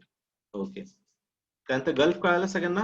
भारतामध्ये दोन इम्पॉर्टंट गल्फ आहेत, ते म्हणजे गल्फ ऑफ, इथे बघा खंबात आहे, किंवा गल्फ ऑफ कॅम्बे पण म्हणतात त्याला, आणि इथे गल्फ ऑफ कच्छ, कच्छचा गल्फ. ठीक आहे, याच्या खाली रन ऑफ कच्छच्या खाली कच्छचा गल्फ. ओके, ठीक आहे. इथे बघा अजून याच्या खाली गल्फ ऑफ मन्नार पण आहे. सॉरी, तिसरा पण एक राहील आपला, तर हा आहे गल्फ तामिळनाडूच्या खाली आणि श्रीलंकाच्या दरम्यान. बघा हा गल्फ ऑफ मन्नार, हा खूप महत्वाचा आहे, जिथे पर्ल प्रोडक्शन इंडियाचं खूप जास्त आहे. पर्ल प्रोडक्शन महत्वाचं आहे, किंवा इथली बायोडायव्हर्सिटी महत्वाची आहे. आपण पुढे जाऊन एक बायोस्फिअर रिझर्व्ह बघणार आहे. ठीक आहे, तर बायोस्फिअर रिझर्व्ह, तर बायोस्फिअर रिझर्व्ह मध्ये भारताचं असे टोटल भारतामध्ये 18 बायोस्फिअर रिझर्व्ह आहे. तर त्यातलं सर्वात मोठं बायोस्फिअर रिझर्व्ह कोणतं आहे, तर हेच आहे, कोणतं, गल्फ ऑफ मन्नार. ठीक आहे, तर हे लक्षात ठेवा, gulf of Mannar biosphere reserve. Clear इथपर्यंत सगळ्यांना. ओके, तर हे झालं या संदर्भात. बाकी मग ठीक आहे, आपण जसं पार्ट येईल तसं डिस्कस करू. आता मला वाटतं इंडियाला आपण चांगलं इंट्रोड्यूस केलेलं आहे. ठीक आहे, आता आपल्याला काय करायचंय, की थोडंसं आता ट्रान्सफॉर्मेशन असेल तुमचं आता फिजिकल मॅप मध्ये. आता फिजिकल मॅप कसा रीड करायचा, जेव्हा तुमचे कधी मॅप येतील तुमच्या हातात. ठीक आहे, आय थिंक तुमच्यातल्या बऱ्याच मुलांनी ऑनलाईन ऑर्डर पण केलेल्या आहेत. तर रीड करताना कसं करायचं, आता बघा हे जो काही तुम्हाला ब्राऊन पार्ट दिसतोय बघा, किंवा हिमालयामध्ये बघा हा सगळा ब्राऊन पार्ट दिसतोय, चॉकलेटी कलर दिसतोय, काही लाईट आहे काही डार्क आहे. तर जो डार्क आहे असं समजायचं, तिथं हाईट खूप जास्त इन्क्रीज होते. ठीक आहे, हाईट जिथे कुठे हाईट इन्क्रीज होईल, ठीक आहे, तिथं डार्क कलर दिसेल तुम्हाला, डार्क ब्राऊन कलर, म्हणजे याचा अर्थ काय, तिथं हाईट जास्त आहे. जिथे तो लाईट होते बघा, लाईक इथे मेघालयमध्ये बघा किंवा पूर्वांचल बघा, हा थोडासा लाईट कलर, डार्क लाईट चॉकलेटी कलर आहे. तर याचा अर्थ काय, त्याची हाईट याच्यापेक्षा काय कमी आहे. ओके, क्लिअर आहे. आणि हा चायना वगैरे तिबेटचा पार्ट जो दिसतोय, तर तो थोडासा पांढरा कलर दाखवलाय, कारण मोस्टली स्नो कवर्ड असा काही पार्ट आहे हा, आणि एक नॉर्मल इथे हाईट असेल. ठीक आहे, असा तो पार्ट आहे, म्हणजे रेंजने आहे ना तो तिबेटचा प्लाटूचा पार्ट आहे. तर त्यामुळे इथे त्याला ब्राऊन ने शो केले, पण हाईट वरती आहे त्यामुळे त्याला व्हाईटिश कलर मध्ये दाखवलं. तर त्यानंतर बघा आता हिमालयाच्या खाली इथं जर तुम्ही बघितलं, किंवा बघा या पार्टच्या खाली, ठीक आहे, तर हा सगळा भाग, तर हा असला मधला काहीतरी भाग बघा, पूर्णपणे हिरव्या कलरचा दिसेल तुम्हाला. हा सगळा भाग हिरवा, म्हणजे याचा अर्थ काय, हा कोणता भाग आहे, जो हिरवा शो केलेला असतो तो असतो प्लेन. एक तर तो नदीचा प्लेन असेल म्हणजे रिव्हराईन प्लेन असेल, किंवा कोस्टल भागाला पण बघा तुम्हाला असा जो काही भाग दिसतोय हा या इथे किंवा अजून या इथे असा, ठीक आहे, हा सुद्धा हिरवा दिसेल. म्हणजे तो कोणता प्लेन आहे? Coastal plain. ओके, प्लेनचे दोन प्रकार आहेत, म्हणजे मैदानाचे दोन प्रकार आहे. एक किनारी मैदानी प्रदेश असतात आणि दुसरं काय? येस, नदीचा मैदानी प्रदेश असेल. ठीक आहे, कळतंय? तर मैदान दोन ठिकाणी बनू शकतात. एक म्हणजे नदीचा मैदान म्हणजे रिव्हराईन प्लेन, आणि दुसरं आहे कोस्टल प्लेन. क्लिअर आहे पण कळतंय? ओके. तर बघा याच्यामध्ये आता जो याच्या मधला जो भाग आहे, या सगळ्या या वरचा जो मैदान आहे हिरवा पार्ट, या मैदानाचा बघा पश्चिमेकडचा भाग, या मैदानाचा पूर्वेकडचा भाग. ओके, तर हे सगळं मधला काहीतरी असा ट्रायंग्युलर ब्लॉक आहे बघा, त्रिकोणी असा काही ब्लॉक आहे. तर याला काय म्हणतो आपण? पठार, प्लाटू, जो की भारताचा सर्वात मोठा प्राकृतिक विभाग आहे. तर हे सगळं काय झालंय? हे प्राकृतिक विभाग झाले, की ज्याच्यामध्ये आपण असं म्हणू शकतो की म्हणजे भारताकडे बघा हिमालयाचा पण भाग आहे, नदीचे मैदान आहे, कोस्टल मैदान आहे, परत पठाराचा पण भाग आहे. ठीक आहे, तर हे आणि प्लस आयलंड, शेवटचा जो काही प्राकृतिक विभाग असतो आयलंड. ठीक आहे, म्हणजे आपल्याकडे काय बेट सुद्धा आहेत, लक्षद्वीप आणि अंदमान सारखे. म्हणजे आपल्याकडे जवळजवळ सगळ्या प्रकारचे काय प्राकृतिक विभाग आहेत, फक्त ते आपल्याला स्टडी करायचे आता प्रत्येक ठिकाणी कसं कसं आहे तो. ठीक आहे, आणि बघा आता इथे किनारी प्रदेशावर गेल्यावर नंतर तुम्हाला आता जेव्हा तुम्ही समुद्र किनाऱ्यापासून आतमध्ये जाताय समुद्राकडे, तर इथे बघा लाईट ब्लू पार्ट आहे, लाईट ब्लू. ओके, आणि तो डार्क ब्लू होत चाललाय बघा जेवढं तुम्ही आत जाल. त्याचा अर्थ काय की इथे डीप होत चाललाय तो पार्ट. म्हणजे जेवढा तुम्ही आत जाल तेवढा डीप ओशन किंवा डीप सी लागतो, म्हणून तो डार्क ब्लू कलर असतो. ठीक आहे, आणि जेवढं किनारपट्टीकडे याल तेवढा त्याला म्हणतात कॉन्टिनेंटल शेल्फ. म्हणजे काय, हा जो कॉन्टिनेंट आहे समजा, ठीक आहे, जे की जमिनीचा भाग आहे, कॉन्टिनेंटचा भाग आहे, आणि तो इथे जेवढा बुडलेला आहे आतमध्ये, तर तो काय असेल शॅलो पार्ट असतो तेवढा. ठीक आहे, आणि त्याला काय म्हणतो आपण? Continental shelf. आणि जेवढा आत जाताल तर कॉन्टिनेंटल शेल्फ संपेल आणि आता ती एकदम डीप समुद्र लागेल. त्याला आपण काय म्हणजे त्याला कोणता कलर वापरलाय? Dark blue colour. Okay, clear इथपर्यंत? तर समजलंय सगळ्यांना प्रत्येक कलर काय काय दर्शवतोय ते? येस. ओके, तर कलर नुसार थोडस तुम्ही पण ऑब्झर्वेशन ठेवा. जिथे डार्क जास्त आहे तर तिथे काय होतंय, थोडस आपल्याला आपले म्हणजे पॉइंट ऑफ व्ह्यू बदलायचं की काय काय तिथं असेल. हिरवा दिसला म्हणजे प्लेनचा पार्ट आहे तो. ठीक आहे, ओके, ठीक आहे, चला मग स्टार्ट करू आपण आता थोडस. हे आपण काल बघितलंय अक्षवृत्त, रेखावृत्त काल बघितले बघा. काल ही 0 डिग्रीची लाईन आपण बघितली होती ना. ठीक आहे, तर बघा हा कोणते हे झाले जे उभ्या लाईन आहेत बघा, सगळ्या उभ्या पॅरलल लाईन्स आहेत, त्याला काय म्हणतो आपण? लॉन्जिट्यूड. ठीक आहे, लॉन्जिट्यूड असं म्हणतो, किंवा ज्याला मराठीमध्ये आपण म्हणतो रेखावृत्त. ओके, जे लॉंग लॉंग आहेत बघा, उत्तरेकडून दक्षिणेकडे लॉंग लॉंग आहेत म्हणून लॉन्जिट्यूड. ठीक आहे, त्याला रेखावृत्त असं म्हणतो. आणि ज्या आडव्या लाईन असतात पॅरलल त्यांना काय म्हणतो आपण? येस, अक्षवृत्त, किंवा इंग्लिश मध्ये त्याला काय म्हणतो आपण? येस, काय म्हणता येईल इंग्लिशमध्ये? लॅटिट्यूड्स. ओके, लॅटिट्यूड्स. ओके, क्लिअर इथपर्यंत? लॅटिट्यूड्स ज्या आडव्या लाईन आहेत, म्हणजे उभ्या लाईन त्यांना काय म्हणतो आपण? लॉन्जिट्यूड्स. हे लक्षात ठेवा फक्त. भारत कोणत्या गोलार्धात जाते बघा? ईस्ट ईस्ट ईस्ट, म्हणजे पूर्व गोलार्धात. आणि इकडच्या सगळ्या कंट्री वेस्टर्न साईडला असते. ठीक आहे, काल आपण इंडियन स्टँडर्ड टाइम पण बघितलंय, त्यामुळे मी फास्ट फॉरवर्ड करतो. 97 बघा, 68 एक्झॅक्ट 68 आहे, म्हणजे 29 चा डिफरन्स आहे इथे. ओके, तर साधारणतः जर एमपीएससी ने एक्झॅक्टच दिलाय, समजा एक्झॅक्टच पाहिजे त्यांना, ठीक आहे, तर फक्त 4 मिनिट मायनस करा, कारण आपण 29 म्हणतोय, 30 आपण पकडत होतो. 1 डिग्री इथं मायनस केलं ना आपण, 1 डिग्री मायनस केलं म्हणजे किती मिनिट मायनस करावं लागेल? 4 मिनिट. 1 डिग्री ट्रॅव्हल करायला 4 मिनिट लागतात, मग 4 मिनिट मायनस केल्यावर किती झाले? 56 मिनिटाचा, एक्झॅक्ट अगर म्हणलं 56 मिनिटाचा फरक आहे. आणि ही झाली इंडियन स्टँडर्ड टाइम. ओके, जी 82 डिग्री अँड हाफ डिग्रीची आहे. ठीक आहे, तर काल आपण हे बघितलं. आता चला भारताचं थोडंसं काही फॅक्च्युअल पार्ट बघू. ठीक आहे, इंडिया मेजर्स 32-14. आता भारताची उत्तर दक्षिण लांबी, नॉर्थ टू साऊथ अगर जर म्हणला, तो किती आहे? 32-14 किलोमीटर, 3214 किलोमीटर. आणि पश्चिम ते पूर्व काय आहे? येस, जवळजवळ 2933 किलोमीटर. म्हणजे भारताची कोणती लांबी जास्त आहे, उत्तर दक्षिण का पश्चिम पूर्व? लवकर सांगा. कोणती लांबी जास्त आहे भारताची, उत्तर दक्षिण का पश्चिम पूर्व? Yes, very nice, north to south. बरोबर आहे ना पायल? येस, सगळ्यांचं आलं पाहिजे ते. चला चला चला फास्ट. तर नॉर्थ टू साऊथ हे आपलं काय? येस, काय डिस्टन्स हे कसं असेल? जास्त असेल. Okay okay, good. ठीक आहे, तर 32-14 आहे बघा नॉर्थ टू साऊथ, आणि हे ऑलमोस्ट 3000च्या आसपास किंवा 2933 पर्यंत आहे. इंडियाला लँड फ्रंटियर टोटल किती आहे? 15,200. म्हणजे जेवढे काही सगळे आपले लँड जे काही कनेक्टेड आहे अदर कंट्री सोबत, ठीक आहे, ते किती आहे, जवळजवळ 15,200 किलोमीटरच्या आसपास आहे. ठीक आहे. त्यानंतर कोस्टलाईन आपली किती आहे, ही सगळी कोस्टलाईन जर पकडली तर किती आहे ही, यस, तर 7,516. ठीक आहे, जवळजवळ 7,500 किलोमीटरच्या आसपास येते, 7,516 किलोमीटर. ओके, क्लिअर आहेत पण. तर ज्यामध्ये आपल्याकडे लँड पार्ट 91% आहे आणि वॉटर बाउंड्रीज अगर बघितलं आपण तर 9%च्या आसपास येतात आपल्याकडे. ठीक आहे, असं काही पार्ट आहे. आणि कालच आपण बघितलंय की सर्वात जास्त कोणाला लागते, बचपन, हे लक्षात ठेवायचं.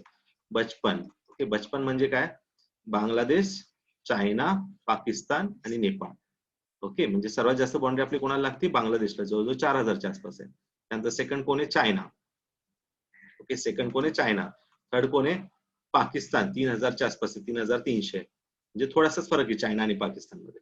आणि त्यानंतर बघा खूपच मोठा फरक आहे, त्यानंतर येतो लास्टला चौथा जो आहे तो आहे नेपाळ, 1,751 काहीतरी किलोमीटरच्या आसपास आहे. त्यानंतर येतो म्यानमार. ओके, 5व्या नंबरला कोण आहे, म्यानमार. ओके, 6व्या नंबरला कोण येईल माता, भूतान. ओके, 6व्या नंबरला आहे भूतान, जवळजवळ 700च्या आसपास काहीतरी किलोमीटर येतं. ओके, तर हे झाले टोटल 6. पण अजून एक राहिला ना, तर तो कोण आहे, यस, अफगाणिस्तान. ओके, तर अफगाणिस्तानला किती लागली आहे, जवळजवळ 40 किलोमीटरच्या आसपास काहीतरी लागते अफगाणिस्तानला. ठीक आहे, तर तो झाला 7वा. तर आलं लक्षात सगळ्यांना, सगळ्या कंट्रीज कळत आहे. ओके, तर 7 कंट्रीज सोबत आपण काय करतोय, बाउंड्री शेअर करतोय. बांगलादेश झालं, चायना, हो, ठीक आहे, ठीक आहे, ठीक आहे. Okay, good. ओके, येते लक्षात सगळ्यांना. ठीक आहे, चालेल. तर आले लक्षात सगळ्यांना 7 कंट्रीज. कुणी राहिलंय का, सगळे घेतलं ना आपण, येस. तर 7 कंट्रीला आपण काय करतोय, बॉर्डर शेअर करतोय. पाकिस्तान, अफगाणिस्तान, ओके, त्यानंतर yes China, Nepal, Bhutan, Bangladesh, Myanmar. ठीक आहे, आणि साऊथला मग हे श्रीलंका वगैरे, पण त्यांच्या लागत नाही बॉर्डर्स. ठीक आहे, हे 5 स्टेटनी वेगळी झाली आहे, एवढं लक्षात ठेवा. ठीक आहे, चालेल. तर आता थोडस काही बॅकग्राऊंड मध्ये जाऊ आपण. ठीक आहे, आता थोडस वेगळ्या पद्धतीने आपल्याला शिकावं लागेल आता. तर बघा, लक्षात घ्या की इंडियन प्लेट ही पहिले जिथं आज दिसते तुम्हाला, जो आपण मॅप बघतोय आता, समजा थोडासा एक वर्ल्डचा मॅप बघा. ठीक आहे, की ज्यामध्ये थोडस आता आपण वेगळ्या अँगलने जाऊ. ठीक आहे, थोडस म्हणजे हे इंट्रोडक्शनच्या आधी तुम्हाला जे आपण फिजिओग्राफिक रिजन बघणार आहे त्याच्या आधी काही गोष्टी माहिती असणं गरजेचं आहे. ठीक आहे, तर आता बघा, हे आफ्रिका जो दिसतोय, किंवा एक टेंटेटिव्हली आपण एक लाईन अशी ड्रॉ करतो आता, फॉर एक्झाम्पल लाईक आशिया. ठीक आहे, जी डिवायडिंग लाईन आहे. ठीक आहे, तर सर्वात पहिले म्हणजे प्री कॅम्ब्रियन असं काही होतं, आणि खूप जास्त डीप मध्ये जाऊ नका, फक्त टेंटेटिव्ह लक्षात ठेवायचं आपल्याला, एकदम वरवरचा डेटा महत्वाचा आहे. ठीक आहे, तर लक्षात घ्या की खूप जुन्या, म्हणजे जो काही प्री कॅम्ब्रियन असं काही इरा होता.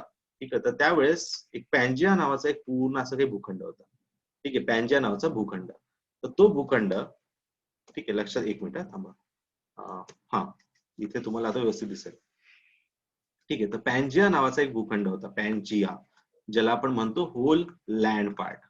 ओके, होल लँड, जो पूर्णपणे जमिनीचा भाग होता. आणि त्याच्या सराउंडिंग जी काही वॉटर बॉडी होती, तर त्याला आपण काय म्हणायचो, पॅन्थाल्सा. ओके, याला काय म्हणायचो आपण, पॅन्थाल्सा. ओके, तर एवढंच असं काही म्हणता येईल की जो पूर्णपणे पॅन्जिया म्हणजे पूर्ण लँडचा पार्ट होता, आणि पॅन्थाल्सा त्याच्या सराउंडिंग वॉटर बॉडी होती. पण काही कारणास्तव काय झालं की याच्यामध्ये अगेन यांच्यामध्ये काही डायव्हर्जन्स क्रिएट झाला, म्हणजे एकमेकांपासून वेगळे झाले, बरेच तुकडे याचे पडले. आणि काही भाग हा उत्तरेकडे सरकला, तर काही भाग हा दक्षिणेकडे सरकलाय, किंवा याचा एक्झॅक्ट 2 पार्ट मध्ये डिव्हिजन झालं. तर जेव्हा याचं 2 पार्ट मध्ये डिव्हिजन होतं बघा, तर तेव्हा काय झालं, एक नदन पार्ट जो होता त्याचा, नॉर्थ पार्ट, तर त्याला जनरली आपण काय नाव दिलं, युरेशिया. ओके, याला काय नाव दिलं आपण, युरेशिया, किंवा त्याला असं म्हणतात लॉरेन्शिया पण म्हणतात, लॉरेन्शिया, लॉरेन्शिया आपण असं म्हणतात, युरेशिया किंवा लॉरेन्शिया. ठीक आहे, आणि नेक्स्ट पार्ट होता गोंडवाना. ठीक आहे, याला अंगारा भूमी पण म्हणतात वरच्या साईडला. ठीक आहे, बट एवढंच लक्षात ठेवलं तरी खूप आहे, युरेशिया, लॉरेशिया. आणि खालचा जो भाग होता, लाईक आपण असं पकडू, हा इक्वेटर आहे, याच्या खाली जो होता तो गोंडवाना. ओके, गोंडवाना. ठीक आहे, असा काही भाग होता गोंडवानाचा. पण गोंडवानामध्ये काय काय होतं बघा, तर गोंडवानामध्ये होता आफ्रिका. ओके, इकडे तो मादागास्कर, माहिती आहे सगळ्यांना, मादागास्कर. आणि त्याच्याशीच कनेक्टेड थोडासा इंडियाचा काही पार्ट होता, इंडिया पण आहे.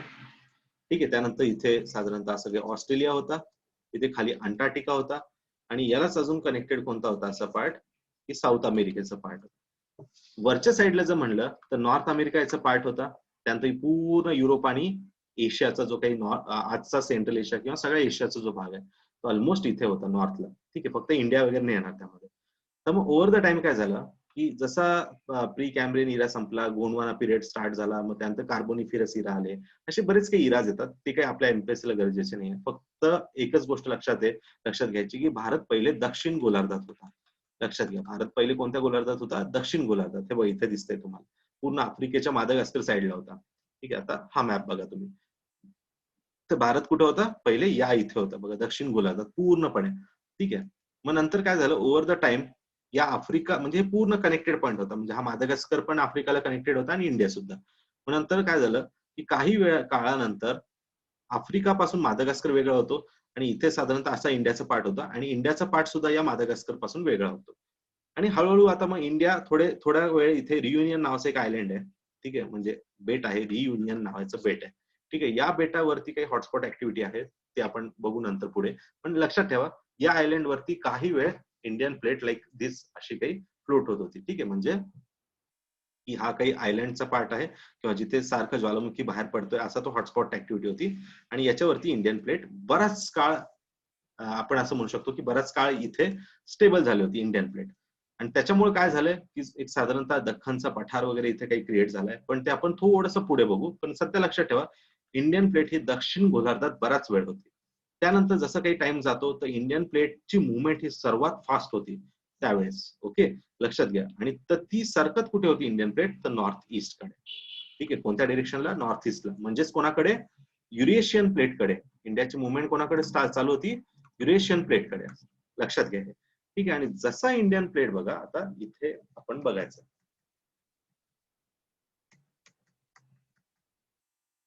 हा, आता बघा की 55 million years ago, 71 million years ago, बघा आता इक्वेटर आपण क्रॉस केला हळूहळू. ओके, मग 38 मिलियन इयर्स अगो, तर 10 मिलियन इयर्स अगो, तर ही इंडियन प्लेट बघा कुठे कोलाइड होती? युरेशियन प्लेटला जाऊन कोलाइड होती. आणि त्याच्यानंतर मग काही वेगवेगळ्या गोष्टी स्टार्ट होतात. हा, मला एक गोष्ट अजून सांगायची राहिली तुम्हाला, की जे आपण युरेशिया एक बघितला है ना, जो हा ही प्लेट आहे युरेशियन प्लेट, आणि खाली कोणती होती? गोंडवाना प्लेट. ओके, गोंडवाना. ठीक आहे, याच्या दरम्यान जो पाण्याचा भाग होता तर त्याला काय नाव दिलं होतं? टॅथिस सी. लक्षात घ्या, हा कोणता सी होता? टॅथिस सी. कळतंय सगळ्यांना? हा कोणता सी आहे? टॅथिस सी होता. तर एक्झॅक्टली या टॅथिस सीच्या दरम्यान, म्हणजे जो टॅथिस सी आहे त्याच्या दक्षिणेला इंडियन प्लेट आणि उत्तरेला काय? Eurasian plate. पण जशी जशी इंडियन प्लेट वरती सरकली तसा तो टॅथिस सी काय झाला, इथून जस्ट वी कॅन सी की पाणी आहे, तर त्यामुळे ते इथून काय झालं, बॅकग्राऊंडला रिमूव्ह झाला किंवा तो साईडला सरकला गेला. आणि इंडियन प्लेट जाऊन कुठे कोलाइड झाली? एक्झॅक्टली युरेशियन प्लेटला जाऊन धडकली. आणि त्याच्यामुळे काही वेगवेगळ्या गोष्टी क्रिएट झाल्या, त्या आपण आता पुढे बघूया. ठीक आहे, तर बघा आता हे थोडंसं इंग्लिश आहे, पण ठीक आहे, मी जेवढं काही सांगितलंय तेवढंच लक्षात ठेवा. बघा आता एवढंच एक पॉईंट लक्षात ठेवा. बघा, Indian plate is moving north east at least by 5 centimetre per year, while the Eurasian plate is moving only 2 centimetre. म्हणजे त्यावेळेस बघा, India thus referred as the fastest continent. Okay, तर त्यावेळेस सर्वात फास्टेस्ट कोणती प्लेट होती? तर इंडियन प्लेट होती असं म्हणता येईल आपल्याला. ठीक आहे, जी की मूव्ह झाली नॉर्थकडे. ठीक आहे, क्लिअर इथपर्यंत? हा थोडासा एक बॅकग्राऊंड तुम्हाला आता थोडं लक्षात ठेवायचं यामध्ये. ठीक आहे, क्लिअर इथपर्यंत? समजलं इंडियन प्लेटचं? ओके. हे युटी वगैरे आपण बघितलं, त्यामुळे मी थोडं स्किप करतो. युटी माहिती आहे सगळ्यांना? 8 युटीज कोणत्या कोणत्या आहेत बघा? दिल्ली आहे, जम्मू काश्मीर आहे, पांडिचेरी, अंदमान निकोबार, चंदीगड, दादरा नगर हवेली, जे की आत्ताच काही दिवसापूर्वी म्हणजे 26 जानेवारीला एकत्र झाले, दादरा नगर हवेली आणि दमन दीव. ओके, हे लक्षात ठेवा बरं का, दादरा नगर हवेली आणि दमन दीव. ठीक आहे, हे आता एकत्र झालेले आहेत 26 जानेवारी 2020 ला. ठीक आहे, आणि त्याच्या आधी जम्मू काश्मीर आणि लडाख क्रिएट झाले, नंतर दादरा नगर हवेली आणि ते एकत्र झाले. ठीक आहे, हे लक्षात घ्या. त्यानंतर बघा, लक्षद्वीप आणि लडाख, सर्वात छोटा कोण आहे? लक्षद्वीप 32 स्क्वेअर किलोमीटर मध्ये येतोय, आणि लडाख बघा सर्वात मोठा युटी कोण आहे? लडाख आहे, 59,000, जो 60,000च्या आसपास याचं काय दिसतं तुम्हाला? स्क्वेअर किलोमीटर एरिया दिसतो, जो की 31 ऑक्टोबरला क्रिएट झाला. ठीक आहे, कळालं इथपर्यंत सगळ्यांना? ओके, हे 8 युटी लक्षात ठेवा सगळ्या, 8 युटी. ठीक आहे, तर बघा आता आता थोडस तुम्हाला इंडियन प्लेट कळाली आहे, परत हे लागणारच आहे, पण आपण थोडंसं काही डिस्कस करायचं याच्यामध्ये, बॅकग्राऊंड काही डिस्कस करणार आहे आपण आता. ठीक आहे, तर सर्वात पहिले मला एक सांगा, भारताची जी काही बॉर्डर आहे, आपण ते तर बघितलं, बचपन वगैरे बघितलं, बांगलादेश, चायना, पाकिस्तान, तर मला एक सांगा, कोणासोबत किती बाउंड्री आहे आपली? म्हणजे सॉरी, नाव काय बाउंड्रीचं नाव काय? जे चायना सोबत बाउंड्री आहे त्याचं नाव काय, आणि पाकिस्तान सोबत जी बाउंड्री आहे त्याचं नाव काय? पटकन सांगा, फास्ट. म्हणजे त्यावेळेस जे काही बाउंड्रीजला नाव ठेवले होते आपण, तर ते काय नाव आहे? म्हणजे जे सीमा रेषा म्हणतो आपण त्याला काय नाव आहे? येस, सांगता येईल कोणाला? एलओसी नाही, एलओसी हे रिजनल झालं आशिष, रिजनल झालं. Yes, very nice Rohan. India Afghanistan जी काही वरती दिसते बघा, ही 40 किलोमीटरच्या आसपास आहे, तर ती ड्युरांड आहे. Yes, very nice. ड्युरांड रेषा ज्याला आपण म्हणतो, ड्युरँड. ओके, ड्युरँड ही काय इंडिया आणि अफगाणिस्तान मध्ये. Very nice. ओके, आणि पुढे बाकीचे लोक नाही, ती वाघा बॉर्डर, सरिका सरिका देखो की हे जे आहे ना वाघा वगैरे, तर ते झाले रिजनल असतात. त्या रिजनल बॉर्डर्सला काही रिजनल नावं दिलेत. आपण ओव्हरऑल म्हणतोय, ओव्हरऑल. येस, हा चला. ओके, रोहनने पण दिलंय इंडिया आणि चायना परत, that is McMahon. Okay, good Rohan. आणि पायलने दिलंय बघा आता रॅडक्लिफ. Yes, very nice. तर बघा लक्षात घ्या, इंडिया आणि चायनामध्ये कोणती इंडिया आणि पाकिस्तानमध्ये कोणती बॉर्डर आहे? That is Radcliffe. Okay, Radcliffe लक्षात ठेवा, रॅडक्लिफ ही बॉर्डर. आणि इंडिया आणि चायनामध्ये कोणती आहे? मॅकमोहन. ठीक आहे, सो मॅकमोहन जे आहे तर ती इंडिया आणि चायनामध्ये आहे. ठीक आहे, लक्षात घ्या, पाकिस्तान आणि इंडियामध्ये कोणती आहे? रॅडक्लिफ आहे. चायना आणि इंडियामध्ये कोणती आहे? मॅकमोहन आहे. आणि ड्युरँड ही कोणासोबत आहे? अफगाणिस्तान आणि पाकिस्तान यांच्यासोबत कोणती आहे? सॉरी, अफगाणिस्तान आणि इंडिया सोबत कोणती आहे? ड्युरँड आहे. आणि पाकिस्तान आणि अफगाणिस्तान पण ड्युरँडच म्हणली जाते. ठीक आहे, तर या झाल्या काही बॉर्डर्स आहेत. पण दुसरी गोष्ट अशी आहे की आता हे झाले ऍक्च्युअल बॉर्डर्स. ज्यावेळेस ब्रिटिश जाणार होते, ब्रिटिश भारत सोडणार होते, त्यावेळेस या काही डिफरंट डिफरंट कमिटी बसवल्यात आणि मग ती बॉर्डर फिक्स केली. पण बऱ्याच, जसे की चायनासोबत काही प्रॉपर बाउंड्री फिक्स झालेली नव्हती, की बराच भाग आज बघतोय आपण, आज डिस्प्यूट मध्ये आहे. जसं की ते गलवान हा जो काही पार्ट आहे, Galwan valley. Okay, Galwan valley हा कंटिन्यू आज डिस्कस मध्ये दिसतोय. तर हे आपल्याला माहिती पाहिजे की काय आहे एक्झॅक्टली गलवान पॉईंट किंवा कुठे येतोय. ठीक आहे, तर ह्या सगळ्या गोष्टी महत्वाच्या आहेत. ठीक आहे, तर त्यामुळे हे लक्षात ठेवा की ज्या रॅडक्लिफ किंवा मॅकमोन आहेत त्या लाईन ज्या झाल्यात, पण त्याच्यानंतरही अजून काही डिस्प्यूट आहेत, तर ते डिस्प्यूट कुठे कुठे आहेत? तर पहिल्या डिस्प्यूट तर आपल्या लक्षात घ्या, हे पीओके पाक ऑक्युपाइड काश्मीरचा आहे. दुसरा डिस्प्यूट आपण म्हणू शकतो की चायनासोबत कोणती कोणती बाउंड्री लागते आपल्याला, म्हणजे चायनासोबत किती फ्रंट ओपन आहेत. ठीक आहे, चला इथे तुम्हाला समजून जाईल थोडंसं. बघा इथे एक जो की लडाखचा पार्ट एक चायनासोबत कनेक्ट होतो आपला. त्याच्यानंतर बघा उत्तराखंड आणि हिमाचलचा भाग कनेक्टेड आहे, कारण तिबेट नव्हता चायनाच्या हातात तोपर्यंत हा भाग नव्हता लागलेला. पण जसं तिबेट त्यांनी कॅप्चर केला, तर त्याच्यानंतर आपलं हिमाचल आणि तो भाग पण ओपन झाला, म्हणजे तो पण भाग डायरेक्ट चायनाशी कनेक्टेड आहे. त्यानंतर सिक्कीमचा पण भाग आहे कनेक्टेड. त्यानंतर इथे अरुणाचल प्रदेश. ठीक आहे, तर ऑलमोस्ट असे 4 काही पॉइंट्स आहेत की जिथे भारताची सीमारेषा ही कोणाला कनेक्टेड आहे?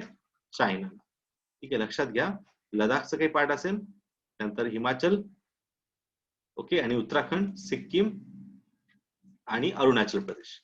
कळतंय सगळ्यांना इथपर्यंत? ठीक आहे, तर हे पॉइंट्स कनेक्टेड आहेत. पण जसं की हा भाग आता तुम्ही जर बघितला, अरुणाचल प्रदेशचा भाग, ते आजही त्यांच्या मॅपमध्ये दाखवतात. मी जसं तुम्हाला म्हणलं होतं ना, नेफा प्रदेश म्हणलं जातं या एरियाला, नॉर्थ ईस्ट फ्रंटियर एजन्सी. तर हा जो पार्ट आहे तर ते आजही त्यांच्या मॅपमध्ये दाखवतात, म्हणजे चायना त्यांच्या मॅपमध्ये दाखवतात. ठीक आहे, कारण याच्यावरती अजून काही डिस्प्यूट वगैरे तेवढे अजून रिझॉल्व्ह झाले नाहीयेत. आपण प्रयत्न केला पण त्याचा रिस्पॉन्स काय तेवढा चायना देत नाही. ठीक आहे, तर असे बरेच काही इश्यूज आहेत, ते आपल्याला थोडे माहिती पाहिजे. ठीक आहे, आणि दुसरा आहे बघा की हा जो भाग आहे तर ते मॅपमध्ये दाखवतात पण, आणि त्यांनी तो कॅप्चर केला सुद्धा पण. म्हणजे ज्याला म्हणतो ना आपण भारताचे 2 कान, हे आता सध्या आपल्याकडे नाही आहेत, जे की निघून गेले आहेत. त्याची थोडीशी हिस्ट्री आय थिंक आपल्याला सगळ्यांना माहिती असेल. थोडं पॉलिटी तुमचं झालं आहे, त्यामुळे आय होप की तुम्हाला ते माहिती असेल. माहिती सगळ्यांना. हा पीओके काय आहे? पाक ऑक्युपाइड काश्मीर, किंवा याला आपण बघा एलओसी म्हणतोय, लाईन ऑफ कंट्रोल. आणि ही काय इथे अक्साई चीनचा पार्ट आहे, किंवा ज्याला सियाचीन पण म्हणतो आपण. ओके, आणि ही लाईन कोणती? LAC, line of actual control. ठीक आहे, लाईन ऑफ ऍक्च्युअल कंट्रोल. ठीक आहे, तर हे दोन भाग आज आपण आपल्या मॅपमध्ये दाखवतो, पण हे आपल्या पोझिशन मध्ये आहेत का? आपल्या अधिकार क्षेत्रात आहेत का? नाहीयेत. ठीक आहे, दोन्ही पार्ट नाहीयेत. ठीक आहे, तर सांगता येईल कोणाला हे पीओके एक्झॅक्टली जो भाग आहे तर तो आपल्याकडे का नाहीये? Yes, anyone? अनम्यूट करूनही तुम्ही सांगू शकतात, काही प्रॉब्लेम नाही. येस, प्रयत्न करा, किंवा इथं लिहायचं असेल तर लिहू पण शकता तुम्ही. येस,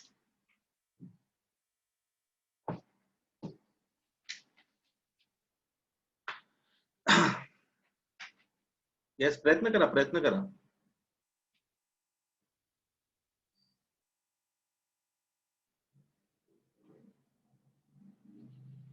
नाही तर मग ते कोणालाच नाहीये.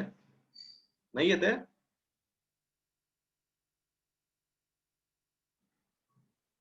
येस रोहन, तू अनम्यूट करून पण सांगू शकतोस स्वतःला. Hello sir. हॅलो. डायरेक्टली लिहू शकतोस, काही प्रॉब्लेम नाही. फास्ट. हॅलो. आपल्याला हे थोडं बॅकग्राऊंड पण माहिती पाहिजे गुगल सुरू करण्याआधी. ठीक आहे.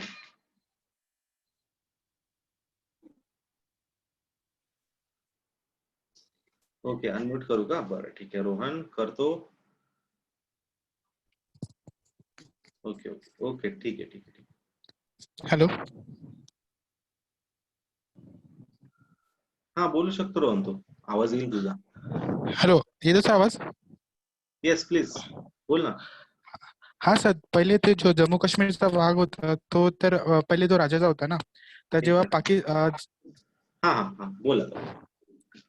हा सर, तर पहिले जम्मू काश्मीरचा जो भाग होता तो पहिले म्हणजे प्रिन्सली स्टेट होता.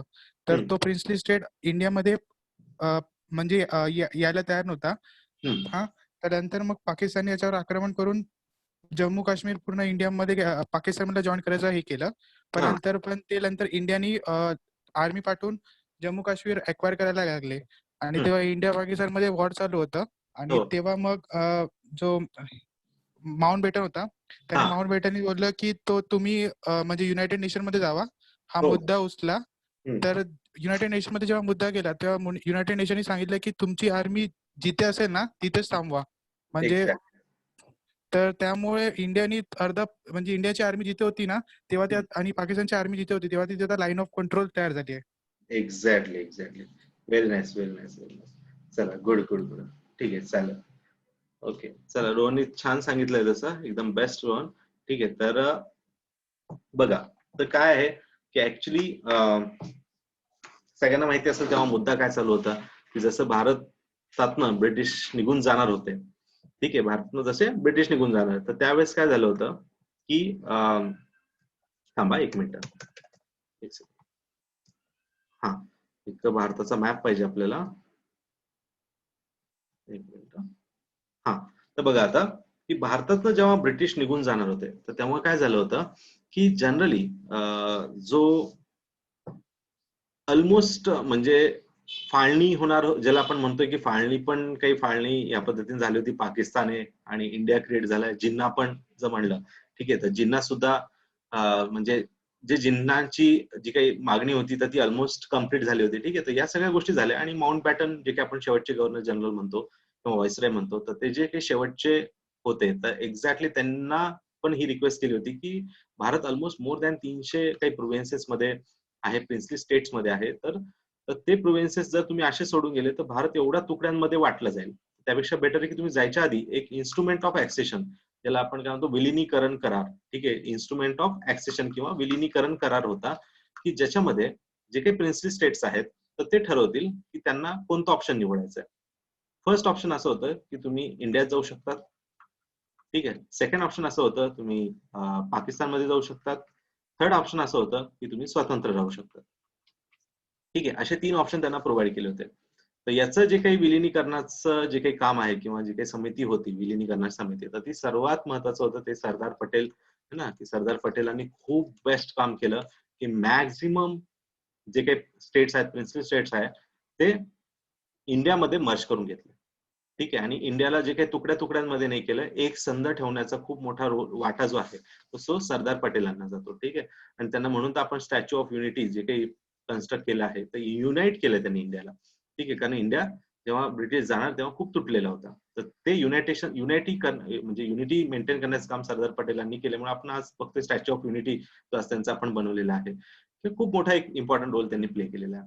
तर हे झालं, बट सगळ्यांना ऑलमोस्ट सगळे झाले, बट 3 असे स्टेट्स होते किंवा 3 असे प्रिन्सली स्टेट्स होते की ज्यांनी थर्ड ऑप्शन निवडलं होतं. काही गेले इंडियात, काही गेले पाकिस्तान, म्हणजे मॅक्झिमम तर इंडियात गेले, काही पाकिस्तानमध्ये गेले. आणि थर्ड ऑप्शन जे निवडणारे असे काही 3च जे असे स्टेट्स होते तर ते म्हणजे कोणतं, एक होतं जम्मू काश्मीर, थर्ड होतं जुनागड, आणि फोर्थ होतं जे की आपण हैदराबाद म्हणतो, तर ते होतं. ठीक आहे. तर एक्झॅक्टली मला ते हैदराबादचं नाव, त्या हेडचं नाव आठवत नाहीये. आय थिंक रझाकार समथिंग कोणतरी होतं. ठीक आहे. तर त्यांनी खूप विरोध केला. म्हणजे भारताच्या मधोमध असं काहीतरी वेगळा देश आहे आणि ते भारताच्या एक संघाला तो एक प्रॉब्लेम होता आणि जिनासोबत पण त्यांचे खूप कॉन्टॅक्ट चांगले होते. ठीक आहे. तर एक्झॅक्टली तो जो इश्यू आहे, ओके, तर त्या इश्यूला जर आपण म्हणलं, म्हणजे तो जो काही इश्यू आहे किंवा इश्यू क्रिएट होतं, त्यामुळे आपण यांच्यावर पोलीस अटॅक करतो. ते ऑपरेशन वगैरे बघून घ्या. तुम्हाला इंडिया आफ्टर इंडिपेंडन्स किंवा स्वातंत्र्योत्तर भारताचे पण मेन्समध्ये काही क्वेश्चन येतात. तर इथे काही आपण पोलीस अटॅक करून तो भाग आपण कॅप्चर करून घेतला. ठीक आहे, ते तर झालं. पण जुनागड आणि शेवटी आता राहते जम्मू काश्मीर. तर इथे मुद्दा असा होता की जिनांना बाय हार्ट किंवा खूप मनापासून त्यांना किंवा कोणत्याही पद्धतीने, म्हणजे कोणत्याही वे वापरून त्यांना जम्मू काश्मीर पाहिजे म्हणजे पाहिजे होतं. ठीक आहे. मग आता इथे एक इश्यू स्टँड होतो की जे काही जुनागड विलीन करण्यात, सॉरी, जुनागड जो स्वतंत्र राहिला होता, तर तिथल्या जनतेचं असं म्हणणं होतं की आम्हाला स्वतंत्र नाही राहायचंय, आम्हाला कुठे मर्ज व्हायचंय इंडियामध्ये. येते लक्षात? आणि जेव्हा की इथे मग वोटिंग करण्यास सुरुवात करायला लावली किंवा इथे वोटिंग करणं गरजेचं होतं, कारण तिथली जी जनता होती तेवढी खुश नव्हती. ठीक आहे. त्यांचं असं म्हणणं होतं की जो हेड आहे आमचा तो मुस्लिम आहे. ओके. आणि आम्ही मॅक्झिमम जनता जी आहे ती हिंदू आहे. ठीक आहे. तर त्यांनी त्याचा स्वतः निर्णय घेतलेला आहे. त्या स्टेटनी, त्यांच्या राज्याने त्याचा निर्णय घेतलाय. आमच्या जनतेचा तो निर्णय नाहीच आहे. म्हणून इथे पुन्हा वोटिंग करायची अशी एक कंडिशन येते. मग त्याला ज्यांना काही काळ विरोध करतात, पण नंतर त्यांना असं वाटतं की हिंदू मेजॉरिटी आहे. या बेसिसवर जा, इंडियात जातोय. तर उद्या जम्मू काश्मीरमध्ये मेजॉरिटी कोण आहे? मुस्लिम आहेत. ओके. आणि हेड कोण आहे? राजा हरिसिंग, जो की हिंदू आहे. मग त्या बेसिसवर आपण याला इकडे घेऊन टाकू. ठीक आहे. म्हणून त्यांना ते जुनागडला थोडे ढिल्ले सोडतात. ठीक आहे बाबा, जाऊ द्या आता. मग तिथे वोटिंग होतं आणि मेजॉरिटी लोक जे म्हणतात त्यामुळे इंडियात यायचं, मग तो इंडियामध्ये विलीन होऊन जातो. पण जेव्हा जम्मू काश्मीरची गोष्ट आहे, तो जम्मू काश्मीरमध्ये ते म्हणतात की नाही, जम्मू काश्मीरच्या जनतेला असं नाही पाहिजे, त्यांना पाकिस्तानमध्ये यायचंय. मग ते म्हणतात चला तिथे वोटिंग घेऊ आपण. मग जेव्हा इथे वोटिंग होते, तर तेव्हा तिथली जनता म्हणते नाही बाबा, आम्हाला इंडिपेंडेंटच पाहिजे, आम्हाला नको इंडियाही नको आणि चायना, सॉरी, इंडियाही नको आणि पाकिस्तानही नको. ठीक आहे. मग अशी वोटिंग झाल्यावर इथं इगो हर्ट होतो कोणाचा? जिन्नांचा. ते म्हणतात हे तर मग काहीतरी वेगळंच झालं, म्हणजे आपल्या हातातनं सगळंच गेलं आता. मग इथून ते जे काही अफगाणिस्तानचे जे काही पठाणी टोळ्या असतात, तर त्यांना इथे म्हणजे पाठवून त्यांच्यावर अटॅक करायला लावतात. म्हणजे खूप वाईट कंडिशन इथे येते की मुस्लिम किंवा कोणीही असेल, याच्यात हिंदू असतील, मुस्लिम असतील, तर सगळ्यांवर खूप जास्त अत्याचार होतात. म्हणजे इव्हन दो रेप किंवा त्यांना मारणं किंवा जे काही लहान मुलं आहेत त्यांना मारणं, ते या सगळ्या म्हणजे डॉमिनेशन किंवा ज्याला आपण म्हणतो की अटॅक्स वगैरे इथे खूप जास्त होतात.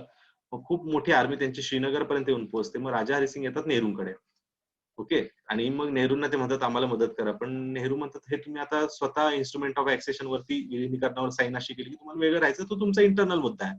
तर त्याच्याशी तुम्ही स्वतः लीड करा. मग तिथे मग मुद्दा जेव्हा असा येतो, तर मग तिथं माउंट बॅटन बसलेले असतात नेहरूंसोबत. तर ते म्हणतात अरे नेहरू थोडं साईडला या आणि ऐका म्हणे आता थोडंसं, की चांगली गोष्ट आहे, म्हणजे जर जम्मू काश्मीर सारखं स्टेट जर तुमच्या इंडियामध्ये येतोय, तर ती खूप चांगली गोष्ट असेल. याचा संधीचा फायदा घेऊन तुम्ही काय करू शकता, इन्स्ट्रुमेंट ऑफ ॲक्सेशन जे आहे त्याच्यावर इंडियात विलीन होण्याचं असं साईन करून घ्या म्हणे राजा हरिसिंग कडून. तर राजा हरिसिंग म्हणतात ठीक आहे, मी आता करायला करेल, मला कारण खूप गरज आहे. पण ही जनता तुम्हाला अपोज करेल, म्हणजे मलाही अपोज करेल सगळ्यांना, आणि त्याच्यात ते रॉंग होऊन जातील त्या गोष्टी. मग ते परत चालले जातात. ठीक आहे. आणि मग परत अजूनही हे मुद्दा जो आहे तो खूप जास्त होतो किंवा हे जे काही अटॅक्स खूप जास्त वाढायला लागतात. मग राजा हरिसिंग परत येतात आणि मग जे काही सजेशन दिलेलं आहे नेहरूंनी ते ऐकतात, पण त्यांनाही स्वतः एक कंडिशन अशी ठेवतात की ठीक आहे, म्हणजे तुम्ही मदत करा, पण आमचे जे काही कॉन्स्टिट्यूशन आहे ते वेगळं द्या. म्हणजे सिटीजन्सला असं नको वाटायला की आम्ही पूर्णपणे इंडियाच्या अंडर आहोत. म्हणजे त्यांचं एक स्वातंत्र्य पण त्याच्यात मध्ये मेंटेन राहील, म्हणून आपण त्यांना 370 नुसार काय देतो, एक सेपरेट काय दिलेलं आहे, त्यांचं पूर्ण कॉन्स्टिट्यूशन द्यायचं आर्टिकल 370 नुसार. ठीक आहे. तर हे पूर्ण जातं. पण आणि हा दुसरा असा आहे की भारताची आर्मी इथे कधीपर्यंत राहील, तर एक 10 वर्षापर्यंत राहील असं त्यामध्ये मेन्शन केलं होतं, की 10 वर्षापर्यंतच इंडियन आर्मी इथे राहील किंवा जोपर्यंत कंडिशन नॉर्मल होत नाही तोपर्यंत. मग हे लोक तेच मुद्दा घेऊन बसलेत की चला मग आता त्यानंतर हे अटॅक होतात सगळे, म्हणजे इंडिया ते रिकव्हर पण करून घेतो, ऑलमोस्ट त्यांना बऱ्यापैकी मागे ढकलतो. म्हणजे ऑलमोस्ट जे काही बारामुल्ला वगैरे असे काही पॉईंट्स आहेत किंवा श्रीनगरच्या पण पुढेपर्यंत यांना ढकललं जातं, जे काही पठाणी टोळ्या ज्यांनी अटॅक केलं होतं ते. ठीक आहे. पण इन बिटवीन लगेच माउंट बॅटन अजून एक सजेशन देतात नेहरूंना की तुम्ही युनायटेड नेशन मध्ये जा आणि त्यांना नोटिफाय करा, कारण तुम्ही असं या सगळ्या पाकिस्तानकडून अटॅक झाले, उद्या जाऊन जर तुम्हाला सपोर्ट लागला तर युनायटेड नेशन डेफिनेटली तुम्हाला इथे काही सपोर्ट करेल. उद्या जाऊन काही इश्यू होतोय तर तुम्ही नोटिफाय करणं गरजेचं आहे. आंतरराष्ट्रीय सपोर्ट फार गरजेचा आहे. तर त्यामुळे मग नेहरूंना असं वाटतं की ठीक आहे आपण जाऊ, पण त्याच वेळेस इथं जे काही हेड आहेत आर्मीचे हेड ते म्हणतात की तुम्ही थोडंसं आम्हाला वेळ द्या, 12-14 तासाचा वेळ द्या, आम्ही यांना पूर्ण मागेपर्यंत ढकलून टाकू. ठीक आहे, म्हणजे तेवढा आम्हाला कॉन्फिडन्स आहे. पण नेहरू थोडीशी गडबड करतात त्याच्यामध्ये आणि सडनली जातात आणि तिथे लगेच मग युनायटेड नेशन म्हणतो की चला, तो त्यांनी ठरवलं तर तुम्हाला इंडिपेंडंट राहायचं. मग तिथं पाकिस्ताननी पण यायला नव्हतं पाहिजे आणि इंडियानी पण तिथे इंटरफेरन्स नव्हता करायला पाहिजे. याच्यात चुकी दोघांची पण आहे. मग सरळ आता सीज फायर करा. So what is mean by cease fire, की जिथे आहे तिथे थांबा. जसं रोहननी सांगितलं, खूप छान सांगितलं रोहननी. ठीक आहे, की जिथे आहे तिथे थांबा आणि जिथे आहे तिथे थांबलं दॅट इज द LOC. ठीक आहे, तर तेच काय आहे मग आपलं LOC म्हणजे लाईन ऑफ कंट्रोल. ठीक आहे, की जे जो पॉइंट म्हणजे जिथे आहे तिथे थांबले म्हणजे तोच पॉइंट काय LOCचा पॉइंट. तीच तुमच्या बॉर्डर्स असेल, तीच इंडिया आणि तीच बॉर्डर. पण तेच आपण थोडंसं अजून लेट केलं, म्हणजे थोडंसं अजून लेट युनायटेड नेशन मध्ये रिपोर्टिंग केलं असतं तर मे बी हा भाग सुद्धा आपल्याकडे जो आपण म्हणतोय तो नाहीये, तर तो पण पार्ट आला असता जम्मू काश्मीरचा. ठीक आहे, तर तो एक इश्यू आहे. बट एनिवेज बऱ्याच काही कंडिशन त्यावेळेस अशा होत्या की त्यामुळे मे बी त्यांनी सडनली असे काही निर्णय घेतले असतील. आणि हे झालं LOC बद्दल, म्हणजे एक्झॅक्टली तेव्हा काय निर्णय घेतलेत. पण तेच आहे, आजही लोक इथे का नाराज आहेत, कारण त्यांचं असं म्हणणं आहे की आम्हाला काही प्रॉब्लेम नाही, आम्ही इंडियाचा पार्ट आहे, तर आम्हाला काही नाही, आम्हाला फक्त पीस पाहिजे. तुम्ही आता बरेच काही इंटरव्ह्यू बघितले तर त्यांचं असं म्हणणं आहे की आम्हाला फक्त शांती पाहिजे, आम्हाला हे गोंधळ नकोय, म्हणजे पाकिस्तानचाही नकोय आणि इंडियाचाही नकोय. आणि तुमची आर्मी असण्याशी आम्हाला काही प्रॉब्लेम नाही, आर्मी असावी पण ती बॉर्डरला असावी, आमच्या घरामध्ये नसावी. तर हा सगळ्यात मोठा मुद्दा आहे. आणि हे तुम्ही संपादकीय जर लोकसत्ता वाचला असेल मागच्या 1-2 वर्षात, बरेच काही आर्टिकल्स त्याच्यावरती संपादकीय आलेले आहेत.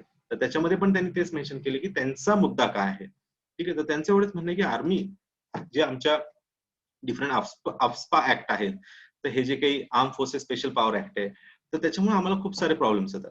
तर त्या प्रॉब्लेम्समुळेच इथे थोडासा जो काही आपण अशांतता आहे ती काही बघू शकतो, पण ते पण आपल्या साईडनी पण ते गरजेचं आहे. ठीक आहे, असे बरेच मुद्दे आहेत यामध्ये, थोडे चेक करा. पण आपला मुद्दा असा होता की LOC कळाले सगळ्यांना. मग LOC काय आहे, कशी क्रिएट झाली, कारगिल वॉर वगैरे, पण हे सगळं होऊन सुद्धा परत काश्मीर म्हणजे सॉरी पाकिस्तानच्या खुरापती कंटिन्यू काही ना काही चालूच असतं.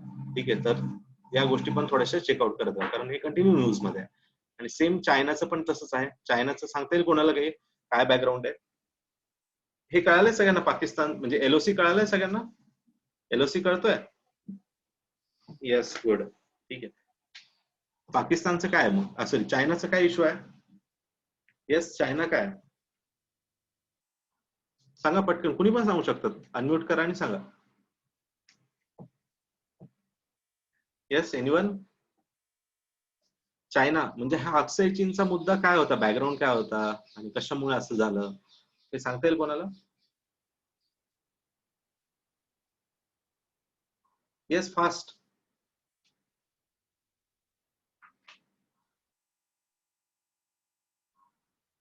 एनिवन.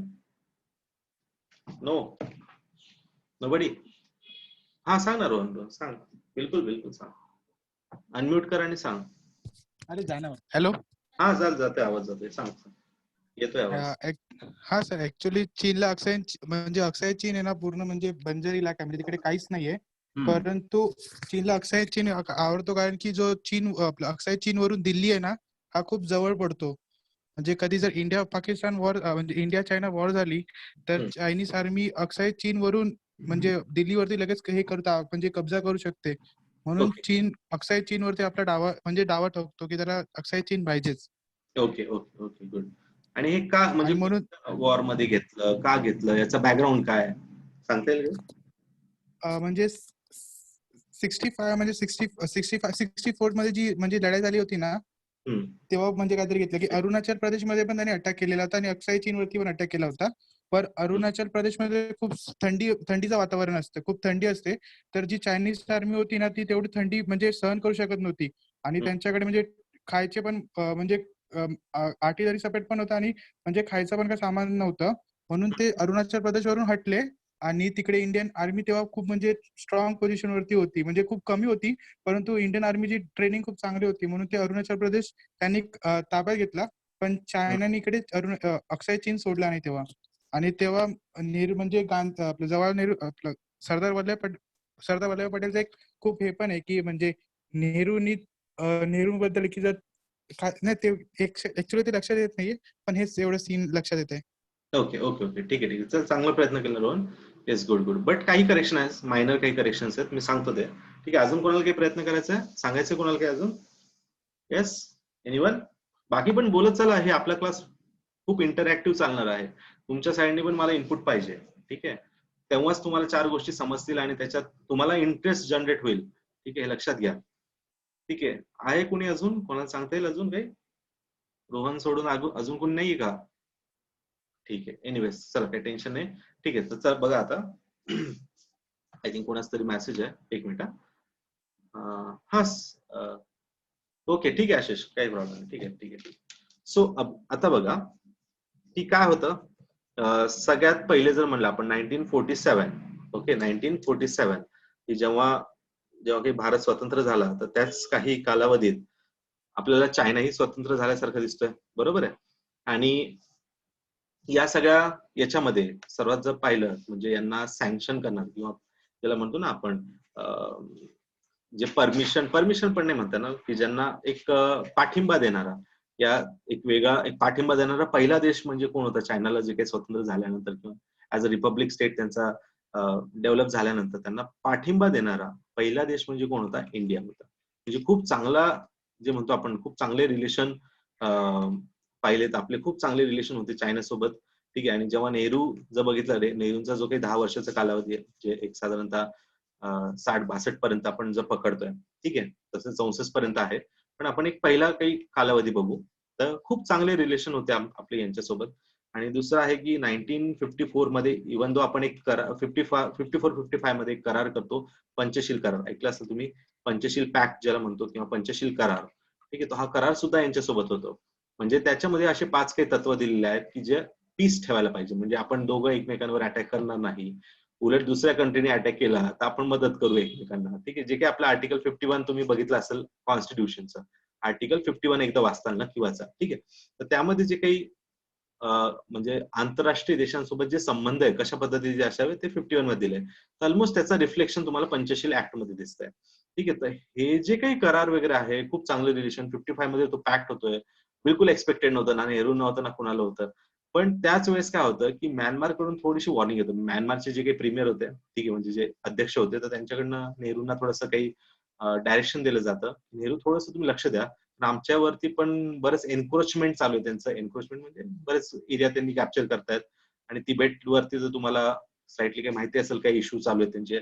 आणि सेम तुमच्या काही नॉर्थन साईडला, म्हणजे नॉर्थ ही काही साईड आहे, तिथे ते रोड पण डेव्हलप करतायत, जिथे टँक तुमचे जातील, त्यांचे टँक वगैरे जातील एवढं ते रोड डेव्हलपमेंट करतात. तर थोडं लक्ष देणं अपेक्षित आहे. ठीक आहे, पण नेहरू म्हणतात नाही नाही बिलकुल नाही. आणि त्या 55च्या पॅक्ट मध्ये तर इव्हन तो हिंदी चीनी भाई भाई असे नारे तुम्ही ऐकलेच असतील. ठीक आहे, म्हणजे इतकं या लेवल पर्यंत आपलं रिलेशन होतं, हिंदी चीनी भाई भाई असे काही नारे वगैरे देत होते. ठीक आहे, तर त्यामुळे कुठेच नेहरूंना पण अपेक्षा नव्हतं की असं काय होईल, किंवा थोडंसं एक ब्लाइंड ट्रस्ट ज्याला म्हणतो आपण, तर तो त्यांचा त्यावेळेसचे जे काही अध्यक्ष होते झू एनलाई, ठीक आहे, तर त्यांच्यावरती होता. ठीक आहे, तर ऑब्व्हियस हे सगळ्या गोष्टी बॅकग्राऊंडला चालू आहे, पण रोड वगैरे बनणंही चालू होतं. इन बिटवीन काय होतं की थोडंसं 58च्या आसपास, 59च्या आसपास, 1958-59च्या आसपास इश्यू असा होतो की तिबेटवरती चायनाचे अटॅक सुरू होऊन जातात. ठीक आहे, की हा पार्ट आमचा होता, ब्रिटिश टाइमच्या वेळेस हा पार्ट आमचा होता, आणि तो तुम्ही आता आमच्यात विलीन व्हा आणि तुम्ही आमचा पार्ट असणार. पण इथले जे काही तिबेटचे जे काही हेड आपण ज्याला म्हणतो दलाई लामा, सगळ्यांनी ऐकलं असेल ना, दलाई लामा. ठीक आहे, तर 14वे काहीतरी दलाई लामा होते त्यावेळेस. ठीक आहे, तर ते म्हणतात की नाही बाबा, आम्हाला आमचं सेपरेट राहायचं, जसं जम्मू काश्मीरला सेपरेट राहायचं होतं, तसं आम्ही आमची एक सेपरेट कंट्री आहे आणि आम्ही सेपरेट राहू इच्छितो. आणि आमचे पूर्ण जे काही आयडिओलॉजी आहे ती कम्प्लिटली डिफरंट आहे. आम्ही खूप शांत लोक आहेत, आम्हाला शांत राहू द्या. ठीक आहे, आम्हाला इंडिया म्हणजे आम्हाला चायनामध्ये नाही मर्ज व्हायचं, इंडियाचा तर काही विषयच नाही, आम्हाला चायनामध्ये मर्ज नाही व्हायचं. ठीक आहे, पण चायना म्हणतो नाही नाही असं नाहीये, हा आमचाच पार्ट आहे. आणि हे सगळे अगेन इथे सेम ऍक्टिव्हिटीज सुरू होतात, जशा त्या पाकिस्तानी केल्या होत्या जम्मू काश्मीर सोबत, तशाच इथे ऍक्टिव्हिटीज स्टार्ट होऊन जातात. आणि खूप अटॅक वगैरे होतात त्यांच्यावरती, खूप लांबांना मारलं जातं. आणि मग दलाई लामा आता कोणाकडे जाणार मदतीला? ठीक आहे, तर त्यावेळेस नेहरू खूप फेमस होते ना, म्हणजे बरेच पीसफुल या गोष्टींबाबत, आंतरराष्ट्रीय करारांमध्ये नाम वगैरे असेल, तर या सगळ्या गोष्टींमध्ये नेहरू फेमस होते. किंवा चला एक दुसरा स्ट्रॉंग कंट्री जर एशियात कोण होतं त्यावेळेस, तर ऑब्व्हियस इंडिया होता, जो जवळचा कंट्री, जो मदत करणं अपेक्षित होतं. मग लांब येतात नेहरूंकडे की नेहरू थोडी मदत करा, ते चायनाला आवरा थोडंसं, आणि जे काही अटॅक होतात तर मे बी थांबले तर आमचे लांबांची जी काही डेथ्स ती कमी होतील. पण नेहरू म्हणतात नाही नाही, तो तुमचा इंटरनल मुद्दा आहे आणि आमची चायनाशी रिलेशन खूप चांगले आहेत, त्यामुळे आम्ही याच्यामध्ये पडणार नाही. लामा परत जातात, परत खूप जास्त इश्यूज होतात. मग लामा म्हणतात ठीक आहे बाबा, तुम्ही मदत नका करू, तुम्ही मध्ये पडू नका, पण ऍटलिस्ट आमचा जीव वाचेल त्यासाठी आम्हाला एक आश्रय तर द्या, असायलम ज्याला म्हणतो आपण, तर आश्रय तर द्या ऍटलिस्ट. ठीक आहे, की नका पडू तुम्ही, मध्ये नका पडून, आम्ही तिबेट सोडल्यासारखंच ऑलमोस्ट, पण आम्हाला राहायला जागा तर द्या. एवढं तर एक ह्युमॅनिटी म्हणून तुम्ही करू शकता. ऑब्विस आहे, माता नेहरू इथे मदत करतात, त्यांना आश्रय देतात, असायलम देतात, एक चांगलं म्हणूनच देतात. हिमाचल प्रदेशमध्ये तुम्ही ऐकलं असेल धर्मशाला, इथे त्यांना एक जागा अलॉट करून दिली जाते आणि ते सगळे लामास तिथे येऊन राहतात. पण आता इश्यू असा आहे की चायनाच्या पर्स्पेक्टिव्हनी, ओके, चायनाला असं वाटतं की या जो काही तिबेटचे लामाज वगैरे आहेत किंवा जे काही हेड होते लामांचे, तर ते आपले एनिमी आहेत. ओके, ते आपले एनिमी आहेत आणि या एनिमीला जर इंडिया आश्रय देतोय, तर उद्या जाऊन असेच आपले काही एनिमीज असतील तर त्यांना आश्रय देण्याची कन्सेप्ट इथे येऊ शकते. आणि दुसरं आहे आपलं डॉमिनेशन जे आहे, म्हणजे आता ऑब्विस आहे की ब्रिटिश निघाल्यानंतर कोण भारी, ज्याला आपण म्हणतो कोण भारी, तर सगळ्यांची ही लढाई चालू होती. That is the called domination. कोणाचं असेल एशियावरती, तर ऑब्विस चायनाला वाटत होतं की आमचं डॉमिनेशन असावं. म्हणून तर आजही बघा तुम्ही तशाच कुरापती सगळ्या ठिकाणी चालतं की आम्ही म्हणजे हे आहेत, म्हणजे पॉवरफुल आहेत किंवा आम्ही आमचं डॉमिनेशन स्ट्रॉंग आहे. तर हे असं जर इंडिया देतोय, म्हणजे इंडियाला काही भीतीच नाहीये की त्यांच्या एनिमीला तुम्ही इथे आश्रय देताय. तर मग हे दाखवणं चायनाला कुठे गरजेचं वाटलं असेल. ठीक आहे, आणि जे काही अगदी म्हणजे चुकीचं होतं, आपण आपला तसं काही मोटिव्ह नव्हताच त्यामध्ये की आपण powerful etcetera, but still China काय करतो मग, अनडिक्लेअर्ड वॉर इथे जाहीर करतो. म्हणजे अनडिक्लेअर्ड म्हणजे काय की बिलकुल इंडियाला अलर्ट न होता, काही न होता, फक्त काय दाखवायचं होतं, डॉमिनेशन. ठीक आहे, बाकी तर हे इंटरेस्ट वगैरे दिल्ली वगैरे जवळ आहे, ते सगळे ते बाय बाय प्रोडक्ट्स ज्याला आपण म्हणता येईल ते म्हणता येईल. पण एकच मेन पर्पज होता त्यांचा, की तो म्हणजे काय, त्यांना कोणत्याच एरियामध्ये तसं पाहिलं, जर तसं जर म्हणलं त्यांना काही एरियामध्ये इंटरेस्ट आहे, ठीक आहे, तर मग मोस्टली काय की हा एरिया त्यांच्या मॅपमध्ये दाखवतात आणि त्यांना जर खरंच पाहिजे असतं तर आतापर्यंत त्यांनी घेऊनही टाकलं असतं. ठीक आहे, येते लक्षात. पण ऍक्च्युअली त्यांना काय शो करायचं असतं, ऑलवेज डॉमिनेशन.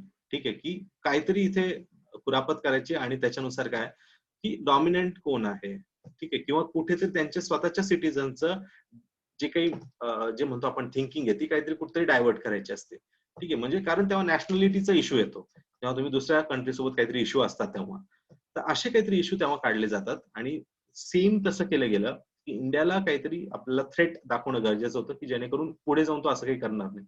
तर म्हणून तो इथे बोमदिला नावाचे पास तुम्ही ऐकले असेल, अरुणाचलमध्ये, अरुणाचल प्रदेशमध्ये, इथून तो पहिला अटॅक स्टार्ट करतात. इव्हन दो नेहरू पण रेडिओवरती सांगतात की भारतावरती बोमदिला नावाची जी आपली नॉर्थ ईस्ट मध्ये पास आहे, तर तिथून अटॅक झालेला आहे आणि ऑलमोस्ट अरुणाचल प्रदेश पर्यंत, सॉरी, आसाम पर्यंत जे काही तलचार वगैरे असे काही प्रदेश आहेत तिथपर्यंत यांची आर्मी पोहोचली आहे. आणि ऑलमोस्ट इथं तर एवढी वाईट कंडिशन येते की आरबीआयच्या जे काही आपण कॉइन्स आहेत, नोट्स आहेत, नोट्स वगैरे जाळून टाकतो, कारण ऑब्व्हियसली करन्सी पण तेवढी इम्पॉर्टंट असते. जर ही दुसऱ्या देशात गेले तर काही इलिगल ट्रेड्स वगैरे होऊ शकतात. तर त्यामुळे आपण बरेच कॉइन्स वगैरे ब्रह्मपुत्रा नदीमध्ये टाकून दिले होते. अशा खूप गोष्टी इथे झाल्या होत्या. तर अशा काही इव्हेंट्स इथे होतात. म्हणजे बोमदिला मधून सर्वात पहिले इथून एंट्री केली जाते किंवा आपल्यावर आक्रमण केलं जातं. आणि दुसरं आहे की हा जो पार्ट आहे, तर म्हणजे जसं इंडिया इकडे काही आर्मी वगैरे पाठवतो तर इकडून अटॅक होऊन जातात. येते लक्षात. म्हणजे या साईडला जो काही अटॅक होतो तर तो खूप जास्त हजार्डस असतो. का हजार्डस होता, म्हणजे त्यावेळेस जर पाहिलं गेलं, किंवा तिथे आपली प्रतिकार क्षमता खूप कमी होती, कारण एवढ्या कमी टेम्परेचरमध्ये -20 -30°C टेम्परेचरमध्ये आपल्याकडे म्हणजे तेवढे जे काही वेअर, म्हणजे ज्याला आपण वेअरिंग म्हणतो किंवा कपडे म्हणतो त्याला, ज्याला तेवढे वॉर्म कपडे किंवा जे काही सॉक्स असतील किंवा इव्हन दो जे काही जॅकेट्स म्हणा किंवा या जे काही आर्मीला एक बेसिक गोष्टी पाहिजे होत्या त्या सुद्धा आपल्याकडे नव्हत्या. तर त्यामुळे एवढ्या कंडिशन मध्ये आपण तग धरणं हे शक्य नव्हतं. म्हणून हा पार्ट बऱ्यापैकी त्यांनी अक्वायर केला आणि बस त्यांना तेच दाखवायचं होतं, डॉमिनेशन. आणि जसं युनायटेड नेशन ऑर्डर करतो, आपण युनायटेड नेशनकडे जातो की असं अटॅक झालेत आमच्यावरती, मग युनायटेड नेशन थोडंसं, म्हणजे याचा अर्थ असा नाही की चायना ऐकतो त्यांचं, पण एक जनरली काय करतं, आता त्यांना जेवढं दाखवायचं होतं, इंडियाला खूप जास्त नुकसान होतं, इंडिया हारलेलाच आहे. इथं बिलकुल असं कुठं नाहीये की इंडियन आर्मीने ऍडव्हान्स केलं, असं कुठंच नाहीये. ठीक आहे, इंडियन आर्मीने प्रोटेक्ट केलं, डिफेन्स केलं स्वतःला, कारण आपण तेवढे वेल प्रिपेअर्डच नव्हतो. हे लक्षात घ्या. म्हणजे आपण केलं, खूप चांगलं लढलो आपण, पण फायनली जर तुम्ही काही स्टॅटिस्टिक्स बघितले तर त्याच्यामध्ये ऑलमोस्ट असं म्हणता येईल की लॉस आपल्याला खूप जास्त झालाय. ठीक आहे, तर हे लक्षात घ्या थोडंसं. आणि त्यामध्ये म्हणजे आता जसं जर पाहिलं गेलं तर त्यांचा म्हणजे आता आसामपर्यंत हे लोक आलेत, त्यांना खरंच जर ऍप कॅप्चर करायचं असतं त्यांनी आतापर्यंत अरुणाचल पूर्ण घेऊन टाकलेलं असतं. पण जसं युनायटेड नेशन म्हणतो की आता हे जे चाललंय ते बरोबर नाहीये, तर तसं त्यांना पर्पज सॉल्व्ह झालेलं आहे. डॉमिनेशन त्यांना दाखवायचं होतं, इंडियाचं लॉस झालं हे त्यांना जसं कळतं तसं ते इथून बॅकआउट करून घेतात. लक्षात म्हणजे इथून परत निघून जातात. अरुणाचल पण ते सोडतात सगळं. इथं म्हणजे हा भाग आपल्याकडे अजून सुद्धा आहे ते बरं आहे.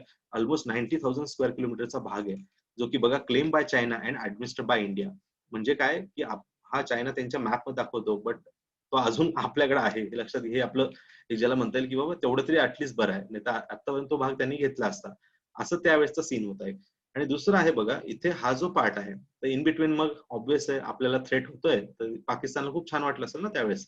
मग म्हणून तो काय करतो की त्यांच्याकडे जो भाग नाहीये तो सुद्धा त्यांना गिफ्ट मधून देऊन टाकतो. म्हणजे तुम्हाला कळालं का काय इथे 38,000 किलोमीटर स्क्वेअर म्हणजे 38,000 चौकीचा असं काही भाग होता. ते बघा इथे claim by India and administered by China, म्हणजे हा जो काही दोन्ही मिळून भाग म्हणतोय आपण. तर बघा इथे हा जो कनेक्टिंग पॉइंट आहे म्हणजे सियाचीनला कनेक्टिंग पॉइंट जो आहे पीओके सोबत, ठीक आहे. तर हा पॉइंट काय करतो पाकिस्तान अशा वेळेस याचा संधीचा फायदा घेऊन की चायनाला म्हणतो बघा हा आमचा भाग आहे, तर हा तुम्ही घेऊन टाका, आम्ही तुम्हाला गिफ्ट म्हणून देतोय. सीडेड बाय पाकिस्तान ज्याला म्हणतो. बघा इथे मागे मी तुम्हाला काहीतरी दाखवलं होतं, हे बघ territory 1963 territory ceded by Pakistan to China, जो की आपला भाग आहे. आणि ते त्यांना काय देतात, ते त्यांना तो पार्ट देऊन टाकतात. ठीक आहे. म्हणजे असा एक काहीतरी विचित्र यावेळेस सगळा गोंधळ चालू होता. आणि पूर्ण याच्यावरती जर बघितलं तर मग त्यावेळेस त्यांना जस्ट डॉमिनेशन दाखवायचं होतं, आणि तेवढं दाखवल्यानंतर पूर्णपणे हा भाग जो म्हणतोय की जसे ऑर्डर्स म्हणजे मोस्टली युनायटेड नेशनच्या ऑर्डर्स येतात, तर जे काही सीज फायर पुन्हा केलं जातं, and that is the part of the LAC. ठीक आहे. तर हा कोणता पार्ट आहे? LAC, line of actual control. ठीक आहे. तर क्लिअर इथपर्यंत सगळ्यांना. तर हा भाग त्यावेळेस घेतला 1962च्या सगळ्या वॉरच्या गोष्टी आहेत. तर मला वाटतं की आता सगळ्यांना बॉर्डरचे इश्यूज थोडेसे व्यवस्थित कळले असतील. येस सॉरी का दॅट इज द तेजपूर. हा येस ठीक आहे, जो आपण या साईडला आसाम साईडला. येस येस येस ठीक आहे. तर कळालं सगळ्यांना हा सगळा इश्यू काय होता. येस. आणि it is all about the domination जे आपण त्याला म्हणतोय, तो एक भाग थोडस लक्षात ठेवा. ठीक आहे. म्हणजे आपल्याला बॉर्डर्स माहिती पाहिजे. तर मग आता चायना सोबत आपले कोणत्या कोणत्या फ्रंट्स आहेत तर ते लक्षात घ्या की हा एक फ्रंट आहे. ओके. त्यानंतर उत्तराखंड हिमाचलचा एक फ्रंट आहे, त्यानंतर सिक्कीमचा एक आहे, आणि अरुणाचलचा, ज्याला आपण नेफा पण म्हणतो, हा पार्ट तिकडचा. ठीक आहे. Understood. Okay. Good good good. Very nice. ठीक आहे. तर मला वाटतं आपला डिस्प्यूट पण ते दोन कान सगळ्यांना कन्सेप्ट कळाली असेल का आपल्याकडनं एक पाकिस्तानी कधी घेतलाय आणि एक चायनानी कधी घेतलाय. ठीक आहे. तर हे होपफुली आता सगळ्यांना व्यवस्थित कळालं असेल. ओके. ठीक आहे. तर आता थोडंसं इंट्रोडक्शन करतो मी तुम्हाला. आपल्याला आता उद्यापासून ऍक्च्युअल आता आपण सगळं आउटलाईन बघितलंय की काय आहे काय नाही, आपला भारताचा कसा एक्सपान्स आहे, काय डिस्प्यूट आहे, हे म्हणजे तुम्हाला एक डेव्हलपमेंट होती. उद्या तुम्ही जाऊन पेपरमध्ये काही वाचतायत तर भौगोलिक दृष्ट्या जर तुम्हाला या गोष्टी माहिती असतील तर खूप सोपं जाईल अजून तुम्हाला आता. ठीक आहे. आता आपण सुरू करणार आहे फिजिओग्राफी ऑफ इंडिया, जो की सर्वात महत्वाचा भाग आहे. ठीक आहे. तर ज्याला आपण प्राकृतिक विभाग, भारताचे प्राकृतिक विभाग असं म्हणतो, किंवा फिजिओग्राफी ऑफ इंडिया, प्राकृतिक विभाग. ठीक आहे. तर आता भारतात टोटल 5 प्राकृतिक विभाग आहे. ठीक आहे. लक्षात घ्या. त्याला आपण म्हणतो नॉर्दर्न माउंटेन कॉम्प्लेक्स. ओके. दुसरा आहे नॉर्दर्न प्लेन्स, तिसरा आहे पेनिन्सुलर प्लॅटू, चौथा आहे कोस्टल प्लेन्स, आणि पाचवा आहे इंडियन आयलँड्स. क्लिअर इथपर्यंत. यामध्ये नॉर्दर्न माउंटेन्सलाच आता थोडं मराठीत जर कुणाला पाहिजे असेल तर लक्षात घ्या. हिमालयन पर्वतीय प्रदेश. ठीक आहे. लिहून घ्या वाटल्यास तुम्हाला पाहिजे असेल तर.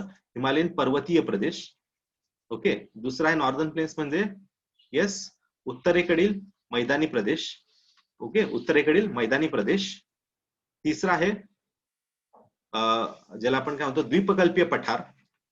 ठीक आहे. द्वीपकल्पीय पठार. ओके. याला पठार असं म्हणलं जातं, द्वीपकल्पीय पठार. तिसरा आहे किनारी मैदानी प्रदेश.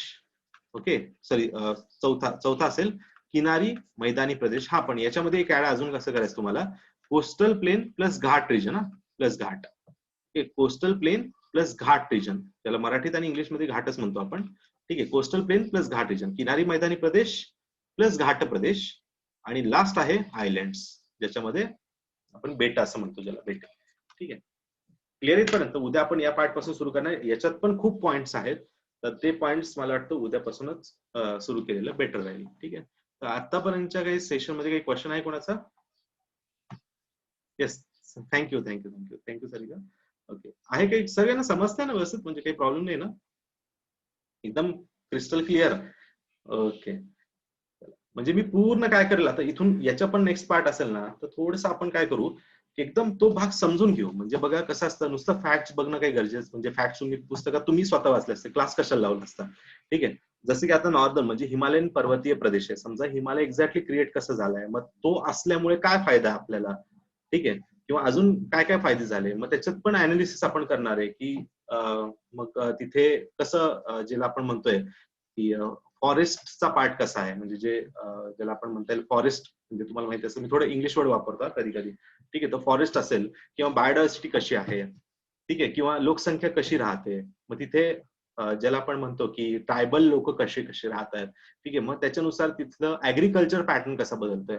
तर बघा मी अनालिटिकल पार्ट्स तुम्हाला खूप चांगले इनपुट देईल की जेणेकरून भलेही तुम्हाला तो क्वेश्चन माहित नसला तरी तुम्ही ऍटलिस्ट तो पार्ट काहीतरी लॉजिक लावून तो हिट करू शकतात.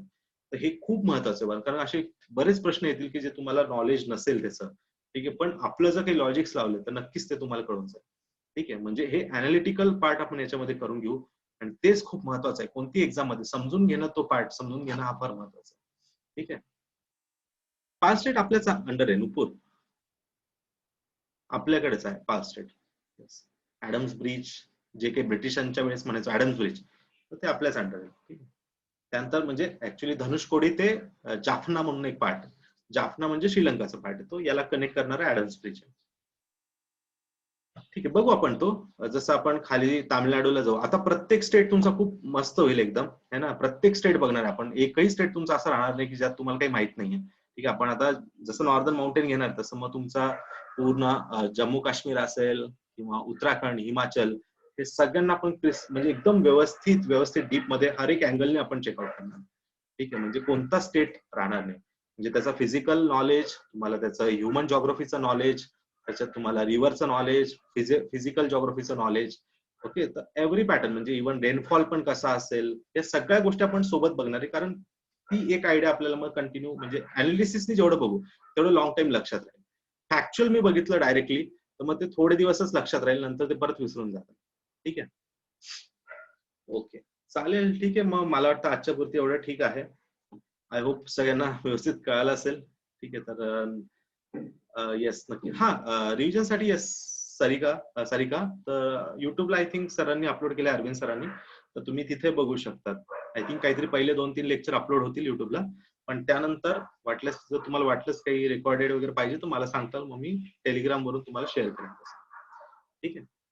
ओके, ओके, चालेल. Thank you all of you. ठीक आहे, चालेल, भेटू मग उद्या आपल्या सेम टाइमला 5 वाजता, है ना. चालेल चालेल, चला बाय. ओके, आणि थोडं ऍटलस वाचा बरं का, ऍटलस वाचतच राहा. काल जसं तुम्ही आय थिंक वाचले बऱ्यापैकी मुलांनी, तसंच फिजिकल आणि पॉलिटिकल वाचत. ओके. ओके, चालेल चालेल. Thank you all of you. चला, हॅव अ नाईस डे.